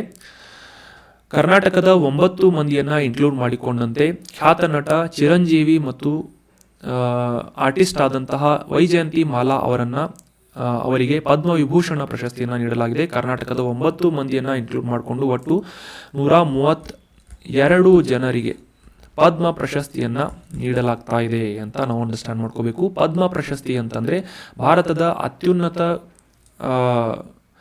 ನಾಗರಿಕ ಪ್ರಶಸ್ತಿಯಾಗಿರುವಂತಹ ಭಾರತ ರತ್ನ ಪ್ರಶಸ್ತಿಯ ನಂತರ ಉಳಿದಂತೆ ಪದ್ಮವಿಭೂಷಣ, ನಂತರ ಪದ್ಮಭೂಷಣ, ನಂತರ ಪದ್ಮಶ್ರೀ, ಈ 3 ಕ್ಯಾಟಗರಿಯನ್ನು ಪದ್ಮ ಪ್ರಶಸ್ತಿ ಅಂತ, ಪದ್ಮ ಅವಾರ್ಡ್ಸ್ ಅಂತ ನಾವು ಗುರುತಿಸ್ತೇವೆ. ಸೊ ಇವುಗಳಲ್ಲಿ ಮುಖ್ಯವಾಗಿ ಪದ್ಮವಿಭೂಷಣ, ಪದ್ಮಭೂಷಣ ಮತ್ತು ಪದ್ಮಶ್ರೀ ಪ್ರಶಸ್ತಿಗಳನ್ನು ಇನ್ಕ್ಲೂಡ್ ಮಾಡಲಾಗುತ್ತೆ. ಪದ್ಮವಿಭೂಷಣ ಅಂತಂದರೆ 2ನೇ ಅತ್ಯುನ್ನತ ನಾಗರಿಕ ಗೌರವ ಅಂತ ನಾವು ಅಂಡರ್ಸ್ಟ್ಯಾಂಡ್ ಮಾಡ್ಕೋಬೇಕು. ಹಿರಿಯ ನಟಿಯಾದಂತಹ ವೈಜಯಂತಿ ಮಾಲಾ ಅವರಿಗೆ, ಹಿರಿಯ ನಟರಾದಂತಹ ಚಿರಂಜೀವಿ ಅವರಿಗೆ, ಎಂ ವೆಂಕಯ್ಯ ನಾಯ್ಡು ಸಾರ್ವಜನಿಕ ಆಡಳಿತ, ಬಿಂದೇಶ್ವರ್ ಪಾಠಕ್ ಮರಣೋತ್ತರವಾಗಿ ಸಮಾಜ ಸೇವೆಯಲ್ಲಿ ಇವರು ಮಾಡಿದಂತಹ ಸಾಧನೆಗೆ ಮತ್ತು ಕಲೆಗೆ ಸಂಬಂಧಪಟ್ಟಂತೆ ಪದ್ಮಾ ಸುಬ್ರಹ್ಮಣ್ಯನ್ ಅವರಿಗೆ ಒಟ್ಟು 5 ಜನರಿಗೆ ಪದ್ಮವಿಭೂಷಣ ಎರಡನೇ ಅತ್ಯುನ್ನತ ನಾಗರಿಕ ಪ್ರಶಸ್ತಿಯನ್ನು ನೀಡಲಾಗ್ತಾ ಇದೆ. ನಂತರ ಪದ್ಮಭೂಷಣ ಪ್ರಶಸ್ತಿಯನ್ನು ಕೂಡ ನೀಡಲಾಗ್ತಾ ಇದೆ. ಸೊ ಅದರ ಡೀಟೇಲ್ ಆದಂತಹ ಮಾಹಿತಿಯನ್ನು ಡಿಸ್ಕಸ್ ಮಾಡೋಣ. ಮುಖ್ಯವಾಗಿ ಈ ಪದ್ಮಶ್ರೀ ಪ್ರಶಸ್ತಿಯನ್ನು ಕೂಡ ನೀಡಲಾಗ್ತಾ ಇದೆ. ಒಟ್ಟು 132 ಜನರಿಗೆ ಈ ಪದ್ಮ ಅವಾರ್ಡ್ಸ್ಗಳನ್ನು ನೀಡಲಾಗಿದೆ ಅಂತ ನಾವು ಅಂಡರ್ಸ್ಟ್ಯಾಂಡ್ ಮಾಡ್ಕೋಬೇಕು. ಪದ್ಮವಿಭೂಷಣದ ಬಗ್ಗೆ ಡಿಸ್ಕಸ್ ಮಾಡಿದ್ವಿ. ನಂತರ ಪದ್ಮಭೂಷಣ ಅಂತಂದರೆ ಫಾತಿಮಾ ಬೀಬಿ, ಸಾರ್ವಜನಿಕ ಸೇವೆ ಕೇರಳ. ಮುಖ್ಯವಾಗಿ ನಮ್ಮ ಕರ್ನಾಟಕದ ಸೀತಾರಾಮ್ ಜಿಂದಾಲ್ ವ್ಯಾಪಾರ ಮತ್ತು ಉದ್ದಿಮೆ ಕ್ಷೇತ್ರದಲ್ಲಿ ಮಾಡಿದಂತಹ ಸಾಧನೆಗಾಗಿ ಇವರಿಗೆ ಪದ್ಮಭೂಷಣ ಪ್ರಶಸ್ತಿಯನ್ನು ನೀಡಲಾಗ್ತಾ ಇದೆ. ಸೊ ಉಳಿದಂತೆ ಈ ಒಂದು ಲಿಸ್ಟನ್ನು ನೀವು ನೋಡ್ಕೋಬೋದು. ನಾವು ಕರ್ನಾಟಕದ ಈ ಒಂದು ಪದ್ಮ ಪುರಸ್ಕೃತರ ಪಟ್ಟಿಯನ್ನು ಅಥವಾ ಒಂದು ಹೆಸರುಗಳನ್ನು ಮಾತ್ರ ನೋಡ್ತಾ ಹೋಗೋಣ. ಈ ನೋಟ್ಸನ್ನು ಕೂಡ ಟೆಲಿಗ್ರಾಮ್ ಚಾನಲಲ್ಲಿ ಅಪ್ಲೋಡ್ ಮಾಡಲಾಗುತ್ತೆ. ಅದನ್ನು ಕೂಡ ನೀವು ಡೈರೆಕ್ಟಾಗಿ ಡೌನ್ಲೋಡ್ ಮಾಡ್ಕೋಬೋದು. ಸೊ ಉಳಿದಂತೆ ಪದ್ಮಶ್ರೀ ವಿಜೇತರ ಒಂದು ಲಿಸ್ಟನ್ನು ನೋಡೋದಾದರೆ ಕರ್ನಾಟಕದಿಂದ ಮುಖ್ಯವಾಗಿ ರೋಹನ್ ಮಾಚಂಡ್ ಬೋಪಣ್ಣ ಅವರು ಇತ್ತೀಚೆಗೆ ಆಸ್ಟ್ರೇಲಿಯನ್ ಓಪನ್ ಡಬಲ್ಸ್ ಕ್ಯಾಟಗರಿಯಲ್ಲಿ ಗ್ರ್ಯಾಂಡ್ ಸ್ಲ್ಯಾಮನ್ನು ಪಡೆದುಕೊಂಡಂತಹ ರೋಹನ್ ಬೋಪಣ್ಣ ಅವರಿಗೆ ಕ್ರೀಡಾ ಕ್ಷೇತ್ರದಲ್ಲಿ ಮಾಡಿದಂತಹ ಸಾಧನೆಯಲ್ಲಿ ಟೆನ್ನಿಸ್ ಕ್ರೀಡಾಪಟು ಇವರು ಕ್ರೀಡಾ ಕ್ಷೇತ್ರದಲ್ಲಿ ಮಾಡಿದಂತಹ ಸಾಧನೆಗಾಗಿ ಪದ್ಮಶ್ರೀ ಪ್ರಶಸ್ತಿಯನ್ನು ನೀಡಲಾಗ್ತಾ ಇದೆ. ಉಳಿದಂತೆ ಕರ್ನಾಟಕದ ಇತರ ಸಾಧಕರನ್ನು ನೋಡೋದಾದರೆ ವೈದ್ಯಕೀಯ ಕ್ಷೇತ್ರದಲ್ಲಿ ಮಾಡಿದಂತಹ ಸಾಧನೆಗಾಗಿ ಪ್ರೇಮಾ ಧನ್ ರಾಜ್ ಅವರಿಗೆ ಪದ್ಮಶ್ರೀ ಪ್ರಶಸ್ತಿಯನ್ನು ನೀಡಲಾಗ್ತಾ ಇದೆ. ಕಲೆಯಲ್ಲಿ ಅನುಪಮಾ ಹೊಸಕೋಟೆ ಅವರಿಗೆ. ನಂತರ ಈ ಒಂದು ಲಿಸ್ಟನ್ನು ನೋಡ್ತಾ ಹೋಗೋಣ. ಕರ್ನಾಟಕಕ್ಕೆ ಸಂಬಂಧಪಟ್ಟಂತಹ ಹೆಸರುಗಳನ್ನು ಮಾತ್ರ ನೋಡೋಣ. ಸಾಹಿತ್ಯ ಮತ್ತು ಶಿಕ್ಷಣ ಕ್ಷೇತ್ರದಲ್ಲಿ ಮಾಡಿದಂತಹ ಸಾಧನೆಗಾಗಿ ಶ್ರೀಧರ್ ಮಖಾಂ ಕೃಷ್ಣಮೂರ್ತಿ ಅವರಿಗೆ ಈ ಒಂದು ಪದ್ಮಶ್ರೀ ಅವಾರ್ಡನ್ನು ನೀಡಲಾಗ್ತಾ ಇದೆ. ನಂತರ ಕರ್ನಾಟಕಕ್ಕೆ ಸಂಬಂಧಪಟ್ಟಂತೆ ಈ ಔಷಧಿ ಕ್ಷೇತ್ರಕ್ಕೆ ಸಂಬಂಧಪಟ್ಟಂತೆ ಚಂದ್ರಶೇಖರ್ ಚನ್ನಪಟ್ನ ರಾಜಣ್ಣಾಚಾರ್ ಅವರಿಗೆ ಈ ಒಂದು ಪ್ರಶಸ್ತಿಯನ್ನು ನೀಡಲಾಗಿದೆ, ಪದ್ಮಶ್ರೀ ಅವಾರ್ಡನ್ನು. ನಂತರ